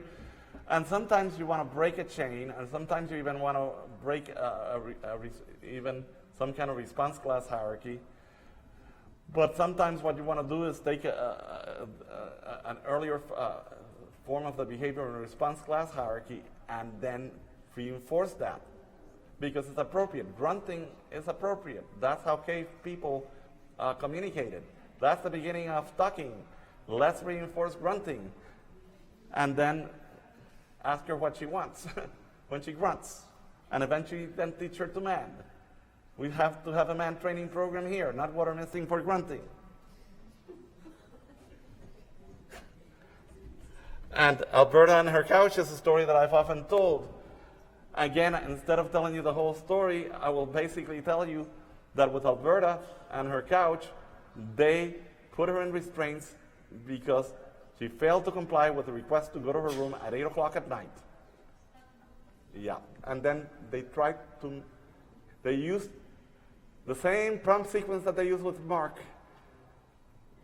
The least to most, up to physical force, and they tried to force her to go to her room. Okay, she's an adult, she's in her 30s, there's 4 people living in a group home. They got a living room, they got 4 bedrooms, and she has to go to bed at 8 o'clock. And they force her to go to bed at 8 o'clock. And they had a rule in this group home that you go to your room at 8 o'clock and you only come out to use your restroom until it's time to get ready to go to the adult day training program, which you have to leave to go to around 7:30 or 8 o'clock in the morning. So you spend, and then there was this psychologist who was the consultant for the group home who said that the rule was there because people who are, and he called them retarded, this was back in the 1990s already, and he still called them retarded. And that's a licensed psychologist. Again, some of the psychologists who are not as good wind up working for Medicaid, okay? And they work for Medicaid with populations that they have no business working with, but nobody catches them because they can't report them. You know, nobody's going to complain. She wasn't, Alberta wasn't going to complain about this guy. But anyway, people who are retarded need more sleep. Okay. And why did Alberta engage in aggressive behavior when they tried to get her to the room? Oh, the honeymoon is over. Did anything change? She had been there more than 6 months and she hadn't been aggressive. Did anything change? No, nothing changed. But somebody who had just finished their Psych bachelor's from a local university in Orlando, okay, her first job, she probably got fired. She was there when I had a meeting with the psychologist and the program director and the group home manager and all these people, and she was there as a direct care staff. And she said, "Excuse me, doctor, she has a new roommate." And the psychologist did not even think that the fact that she wanted to go to bed at 8 o'clock, even though that's kind of ridiculous, but she did go to bed until recently. More than 6 months later, it wasn't just that the honeymoon was over, but something had changed. And when I saw the roommate had a lot of vocal stereotypies, and she bounced on the bed. And they had 4 bedrooms, but they had 2 clients per room. And the other ones were bedrooms, but nobody was there. Weird, but I can tell you probably why later. But anyway, essentially, yeah, I thought to myself, the honeymoon is over. Yeah, she wants her own room. But the honeymoon was over quickly as soon as she got the new roommate. Not the honeymoon was over because she had been there like 7 months. And this is a PhD level person with a license, and a program director who was a Florida CBA, and a group home manager who also had a bachelor's. I don't know. The newbie was like me. I wish I had followed up on her, but I didn't. I would have liked to have taken her into a graduate program, but we didn't have graduate training back in those days in behavior analysis, just our classes. But anyway, so that's the story. The Orlando group homes is one of the places that I got in trouble with my boss because I kept writing them up, and she told me, don't show up there again unless you make an appointment and come during the day. But anyway, the one good thing about working for the state during that time, besides that there was a powerful establishing operation for me to go and do more training, was that I got to work closely with Jerry Shook and with Michael Hemingway. Jerry Shook had been the senior behavior analyst who was in the process of changing and upgrading the certification program in Florida. He got hired to come do that. He was, at the time that he was hired, he was a faculty member at a university, and he had gone to Western Michigan for his master's and PhD. But anyway, and Mike, he knew Mike from when Mike was also at Western Michigan, and he hired him as his assistant. And then when Jerry decided to do things that would eventually lead to starting the BACB, and I can tell you that story more a little later. When Jerry went to do that, what happened was that then Mike took over because they filled Jerry's position for a short while, but the state then said, why do you need two of you? There's only one of you is good enough, is enough. So they put Michael in charge. But Jerry and Michael were the people who then helped to increase the standards, and I got to be with them and help them do that. So we developed the first, what became the task list that now we use for the certification exam.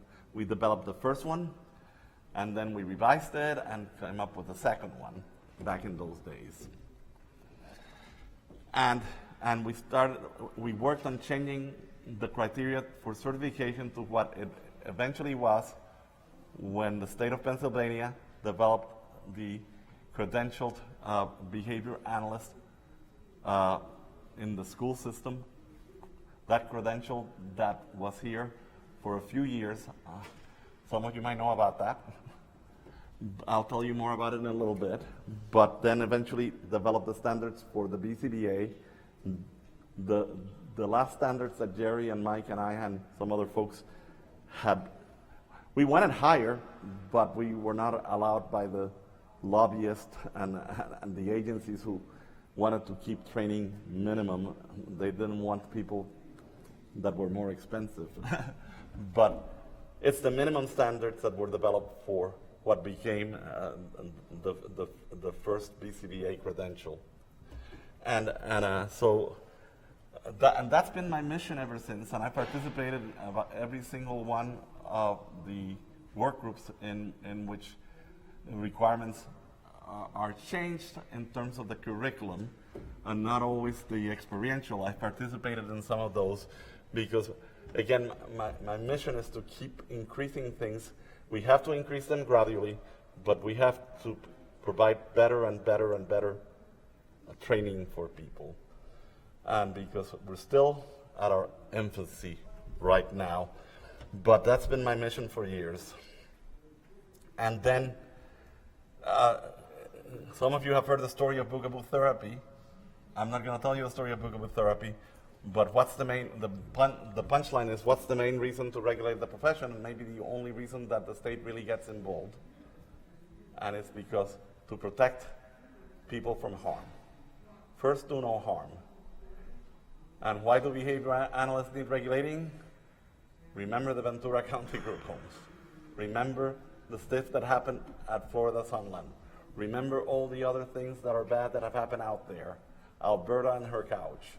Billy and his shoes and socks. And on and on and on. All the stories. And these people are supposedly practicing behavior analysis. And the board is changing things because there's the law, and then there's ethics. And the board essentially, when the BACB started out, could not, the guidelines for responsible conduct, which was the first code of ethics, had no teeth in them. And the board at the time could not enforce the code. They were just guidelines. And there's a lot of reasons for that I will or will not get into, we'll see. But let me tell you that it was not because the people at the BACB didn't think it was necessary to do so. It's just the BACB did not have the ability to do it. But then we were hoping that the state licensure then would then take the place, because if it's a state licensure, they have more teeth and more ability to discipline professionals. But the way the new compliance code works, it's a compliance code, it has more teeth. Of course, it can't do as much to you as the state can do when it's part of the law. But the sanctions that are now available for are a lot stronger than what the board could do, and the scope of what they could discipline is a lot larger. The board now can afford a lot of lawyers. And you need a lot of lawyers to be able to enforce things. Initially, we only had one attorney. I say we, even though I'm not the board. I shouldn't say the we. I can't speak for the board. But I think of myself in that capacity at times. But essentially, the BACB could only afford an attorney, and that was mostly an attorney that handled credentialing. That was her specialty, rather than defending yourself from suits. But now they've got a lot more attorneys and paralegals. But the certification, and again, briefly, involves just a profession. So that's what's good about it. But licensure is good in some ways because it has more teeth. And however, it involves the state. And whenever it involves the state, things can happen that you don't want to happen. So in most states, what has happened is when they had a licensure laws for behavior analysts, they have used the model act that the BACB has, where as long as you're a BCBA, then you can become licensed, and you might have some additional requirements, but they're reasonable requirements, like knowing the laws of the state or whatever. But in some states, including Pennsylvania, and the other one being New York, things have gone awry. So in Pennsylvania, as many of you know who are from here, even though the state of Pennsylvania had the closest thing to a BCBA within the state before the BACB started, the credentialed behavior analyst out of the Department of Education, when the people in the state of Pennsylvania went to have licensure for behavior analyst, it became a licensure for behavior specialist. And then the criteria then was not only much lower than the BCBA, it was as low as the stuff that Jerry and Mike and I tried to change way back in the dark ages, when we were working on this stuff back in the early 1990s, that we managed to change by 1995 or 96. So it set back the profession of behavior analysis by 30 years or whatever. And in New York, they made the criteria different, and about everything has to be autism. Even the principles of behavior is principles of behavior analysis and autism. Well, the principles of behavior analysis are the science, and you teach that they apply to all human beings and all organisms even. And you have to look at it from even like, hey, it applies the research on rats and pigeons, the procedures might not be the same, and there might be higher level principles like that apply only to humans, okay, and they don't apply to animals, but the principle of reinforcement applies even to amoebas, you know. But now they have to apply only to people with autism, and that to me demeans them even, because how could principles just apply? It used to be that people used to say these principles only apply to rats and pigeons. Now they only apply to autism. I think we're going backwards here. They apply to me, they apply to you, they apply to everybody. We are all human beings, and we share the same biology, and we share this learning. We learned in ways that are based on the principles. But anyway, so now the credential, everything has to be autism, number one, and number two, you can only practice behavior analysis with autism. So people who have a diagnosis of Down syndrome now cannot access behavior analysis services, because if you're licensed and you practice with somebody with a diagnosis of Down syndrome, you are violating your licensure, and you can have your license removed. And they're making it so people can only get their training from universities in New York, because they're not approving out-of-state universities. None of them have been approved. We've tried to get approved since January of 2013. And here it is, 4.5 years later, and we're still not approved. But they've approved schools that nobody even heard of. Yeah, but anyway, but they're within the state. So the moral of the story is that whenever you're in a state and you are working on licensure, things can go wrong, because when the lobbyists get involved and the politicians get involved, things change. And I bet you, I won't try to point out fingers at anybody, but I think I know who some of those lobbyists were who changed things. But they're not people who want the best for people. They're people who want to make more money. That's usually the way politics works, unfortunately. But the one good thing about licensure, once you get the right kind of license, is that it restricts the people from practicing without a license. So that the certification does not restrict practice. It only restricts titles and enables the title, enables the credential. But it does not restrict the practice. It can't say people who are not board certified cannot practice.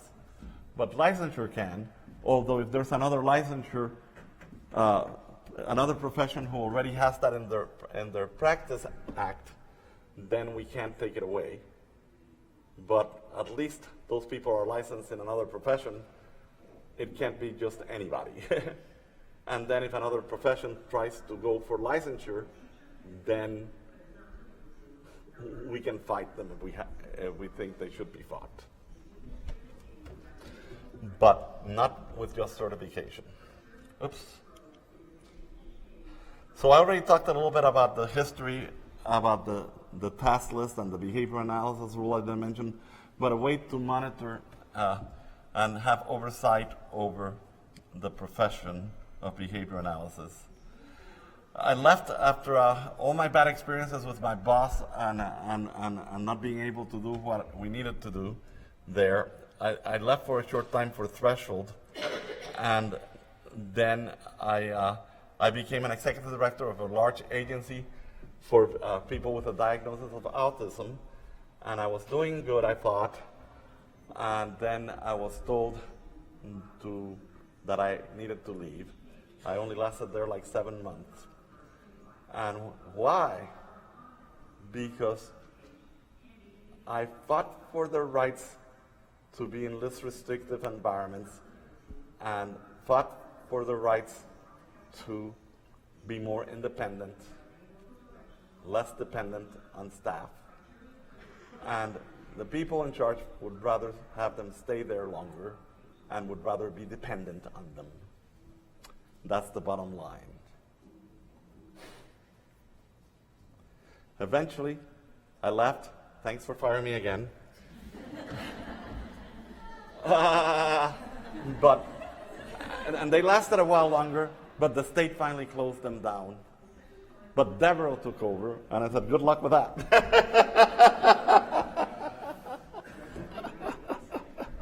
Alrighty.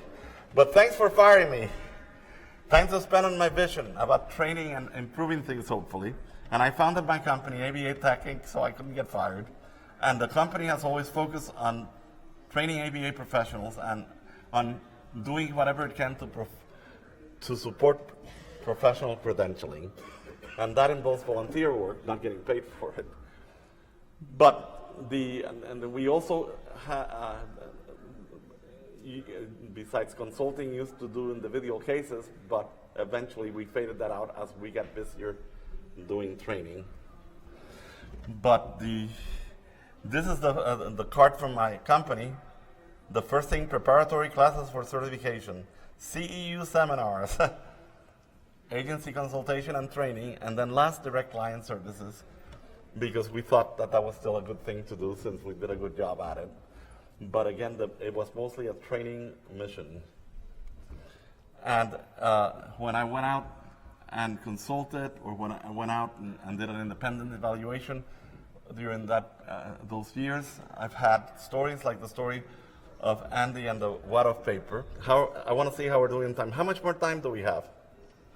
It's still 20 minutes? Okay. 24. Okay.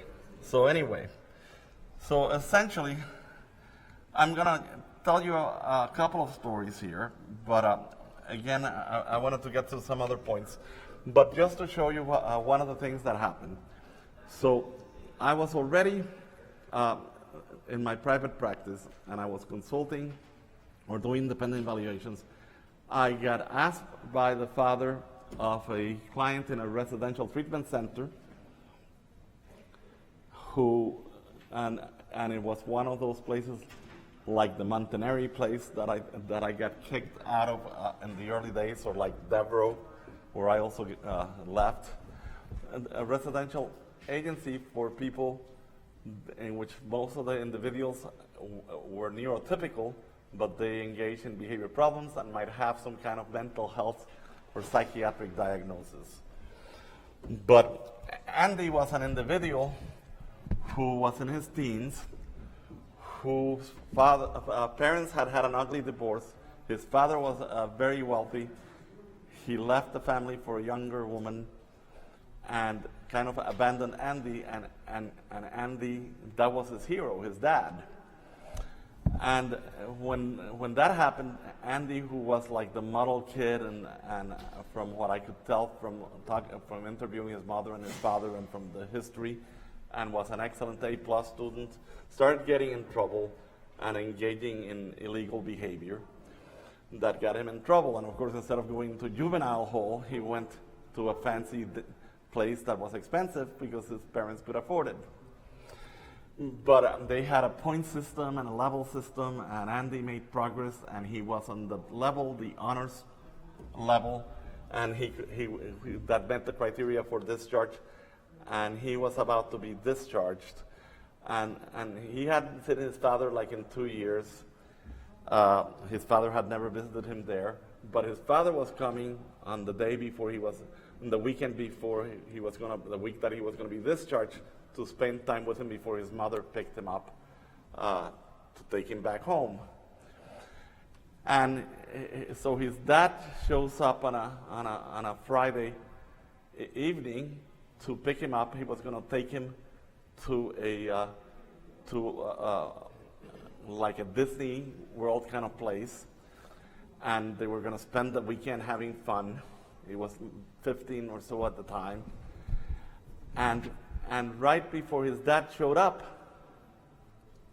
Andy was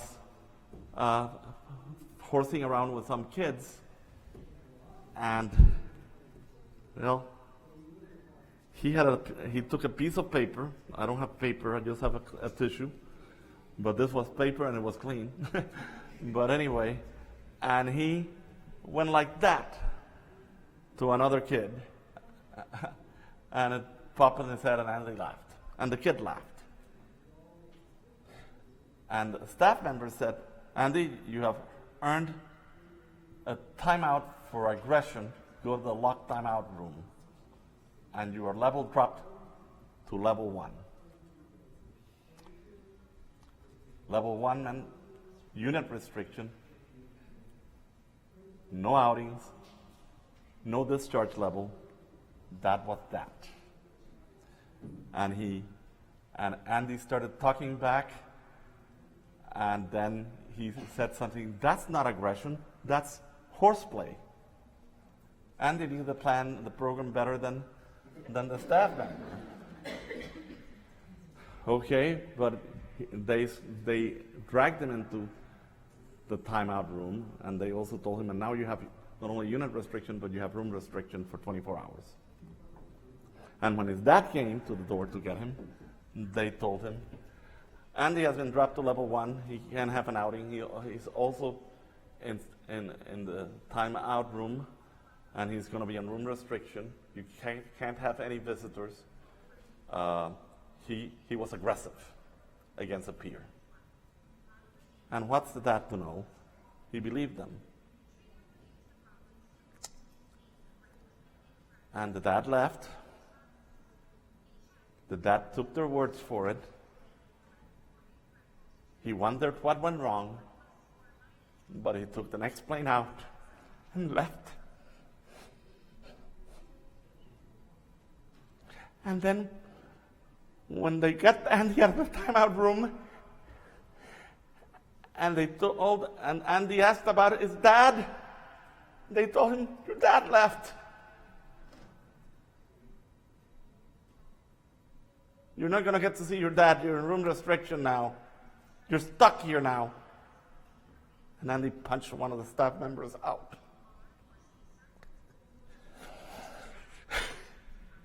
Why are people so cruel? Why are they trying to be if you're going to be a direct care staff member in a residential unit to help kids, why are you going to do stuff like that? You're going to call horseplay aggression and ruin somebody's outing with his dad. No empathy. They're like the people who took a picture of that person with a disability who was trying to get out. He was drowning, and instead of helping him, they made fun of him. At least those people don't have jobs in the field, but these people have jobs in the field. We now have the RBT credential. Hopefully that'll help. But we don't have enough. We have to have more. We have to have better training. We have to have more regulation. We can't have stuff like this happening over and over again. Nobody physically harmed Andy, but I bet you that Andy was hurt in other ways, because when I went back, he was a very sad boy and very disturbed. And when I found out, and they did not have good behavioral definitions. So the staff didn't, but Andy figured out the wad of paper wasn't horseplay, but throwing objects at other was part of the definition of aggression. And it's in a piece of paper an object. It didn't say hard objects or objects that can hurt. How can a little wad of paper thrown at the head hurt somebody? And it's in the definition of horseplay. So the staff weren't well trained, they weren't well monitored, the definitions weren't right, and they hired people with no empathy.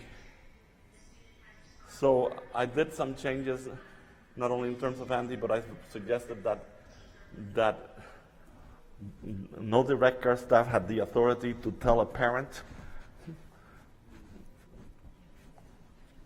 right, okay, and that then there had to be a system to making sure of what happened. Of course, they could lie about it, but if they had told somebody who knew anything about the, that it was a piece of paper, they would have maybe said, hey, that's horseplay. You put him in timeout for the wrong reason. And then, of course, he actually engaged in physical aggression against a staff member, but they provoked it. And then you just have to say, well, we did wrong. It's not his fault. And forgive him. There's a lot of work to be done out there still. Many of you have heard the story of Manco and the oranges, but you can watch it on YouTube. Many of you have heard the story. Again, even despite the regulations, people don't graft their data. We still, at FIT now, for our hybrid program, we have certain criteria to approve an agency as a remote practicing site, and we find agencies that don't graft. But look what happens when you don't graft or don't graft right. That's the agency that first they weren't graphic, and then they grafted and says, look, he's improving, but they did the graph wrong. And the person wasn't really improving. It's like, wow, and the person in charge of the agency had a master's in behavior analysis from a good program, but she had so many clients that she wasn't watching what she was doing. Because when you take caseloads and you have 50 clients, what kind of a job can you do? And there's a shortage in the field. But if you take 50 clients and many of them have a severe problem behavior and all that, and somehow you bill for this one, bill for that one, then you have people under you and they bill for you time too, and wow, they're not well trained or well supervised. My goodness. But to live on a better note, things have gotten better, mostly thanks to this man, Jerry Shook, the founder of the Behavior Analysis Certification Board, who passed away November 11th, 2011, when I was on a mission on his behalf, on a flight to St. Louis for a meeting. And he died of cancer. The last thing he did that he professionally, that was to come to this conference. He came to this conference in August and died in November. He always had heart for Penn State and Patton, because Patton especially, and then Penn State, helped him found the certification board, and he was always grateful for this conference and for the Penn State certificate program in ABA.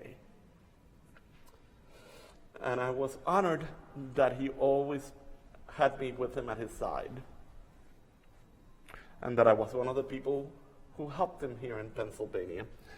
And I've been involved with Patton and Penn State ever since. Even though I have plenty to do, I'm loyal and faithful and come, because in a way, this place was the cradle of the Behavior Analysis Certification Board. Why was it the cradle? Because thanks to what Jerry was able to do with Fran Warkowski and the other people working in the state of Pennsylvania's Department of Education and Patton, more specifically, we were able to help the state of Pennsylvania create the credentialed behavior analyst.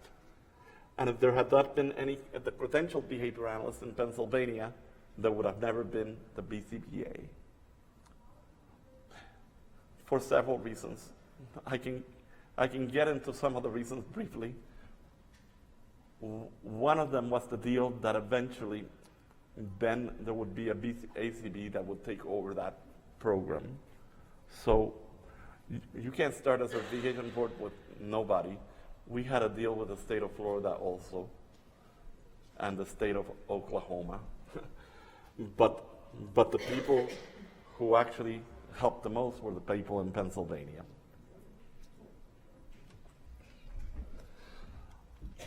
And Jerry was the Johnny Appleseed, and he went all around trying to spread the credential, and he received the warmest and the best reception here. It's too bad that then there's this licensed behavior specialist now. That broke his heart. That broke his heart. But anyway, but the Penn State program was one of the first university programs that had an approved course sequence. And I would not have been able to start the one at FIT if it hadn't that I helped start the one at Penn State first, because that gave me some more credibility. Hey, I already did this. I can do it again. So I wouldn't be here if it wasn't for that. And anyway, and certification might not be here. Really, Jerry always said so. Without Patton and without Penn State, we would not be where we are. So it's taken a lot of years. Jerry founded the certification board in '98, started transferring credentials from Pennsylvania and other states in '99, gave the first exam for certification in 2000. And now 17 years later from that first exam, and look at you, many of you here are BCBAs, and I mostly do stuff to help people get certified or provide CEs for behavior analysts. And Jerry never did it for the money. I never did it for the money. Jerry actually had to mortgage his house, a second mortgage, and his wife sold her business and the building where she owned in Tallahassee, where that business was, to start. And it's a nonprofit. And he worked as a volunteer for the certification board for like 3 years. He just provided money to keep it going all that time. Me, I just volunteered my time. I never gave them any money. I paid for my own travel, So anyway, so it's like, it's taken lots of sacrifices from many people to have a credential that is strong, and hopefully what we're doing is protecting people from harm and helping improve lives. If that's what we're doing, then I'm happy. If people sometimes accuse us of being in it for the money, well, now finally is making money. There's nothing wrong with that. If Justin Bieber can make money, why can't we?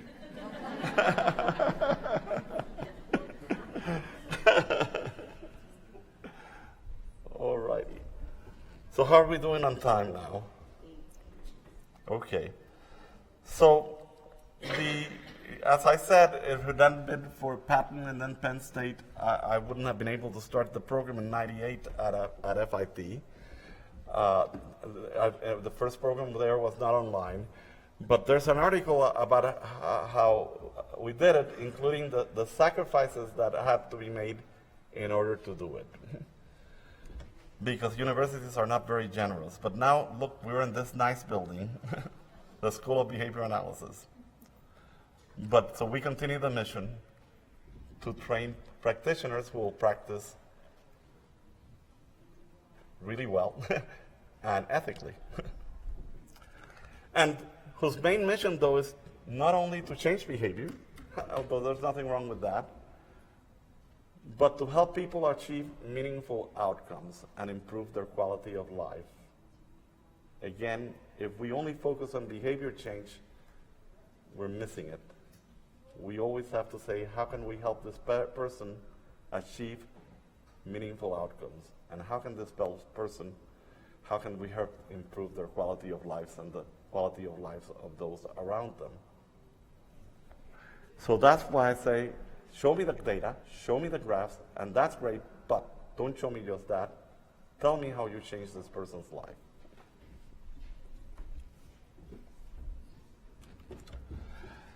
And there's a danger with the spread of training programs in behavior analysis that people are being trained to be technicians. Those should be the RBTs. They're the registered behavioral technicians. But some people are not being trained well enough in the principles of behavior or in conceptual analysis. And as I started out the talk with the need for that and how that's the first thing I learned, and I'm happy that that's the first thing I learned. I was fortunate to do it at the undergraduate level even, that's what we got to do. And we have to train people in all domains of behavior analysis and not just behavior analysis practice. So the domains of behavior analysis are the experimental analysis of behavior, the conceptual analysis of behavior, applied behavior analysis, which is the research, applied research really, even though ABA is also the practice, and then behavior analysis, service, or practice. And each of those has a different mission, but you're a better practitioner, and I think you can fulfill the mission of practitioners like myself and like yourselves, most of you, if you train people in all areas.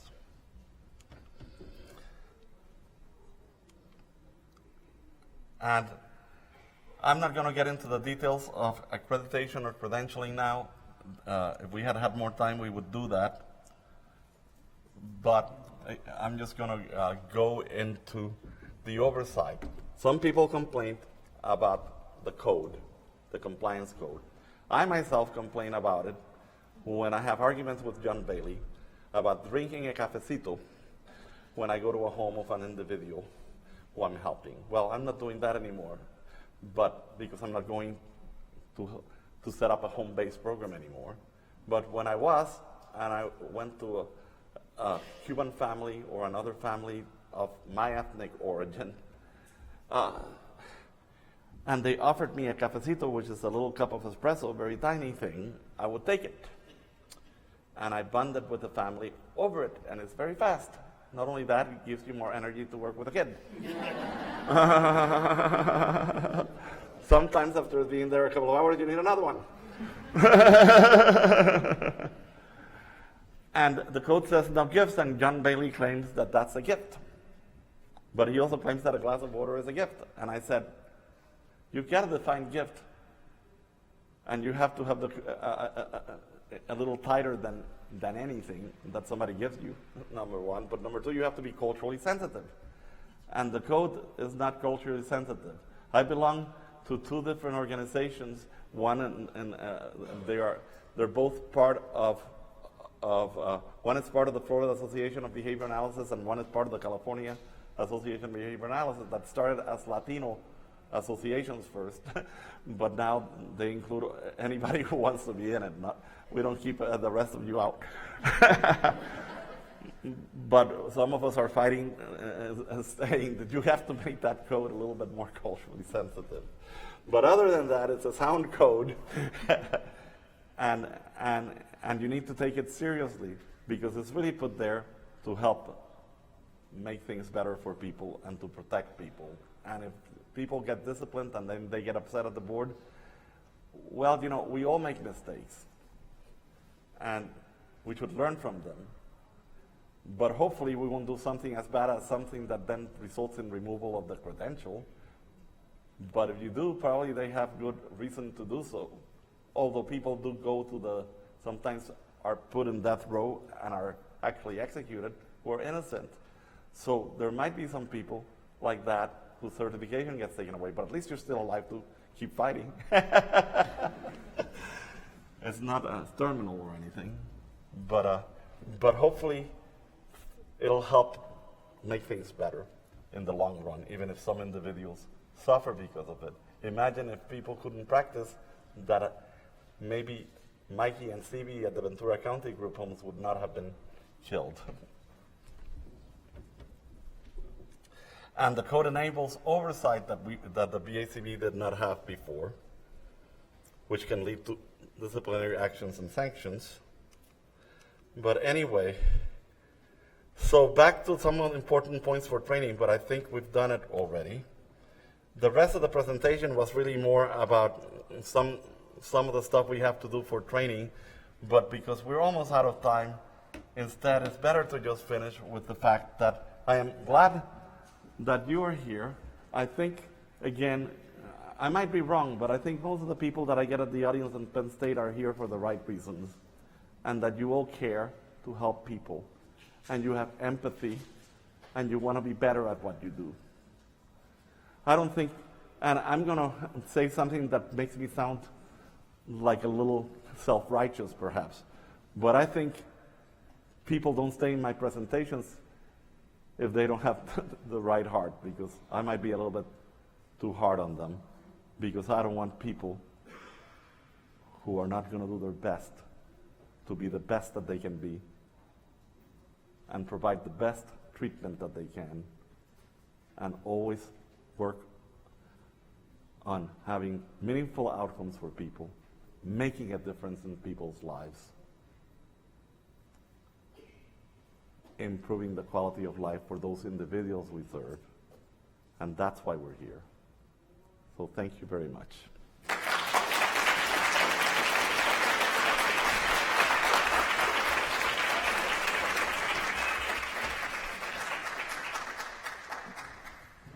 All righty. You were right on time. You were perfect. Well, I can read the time. You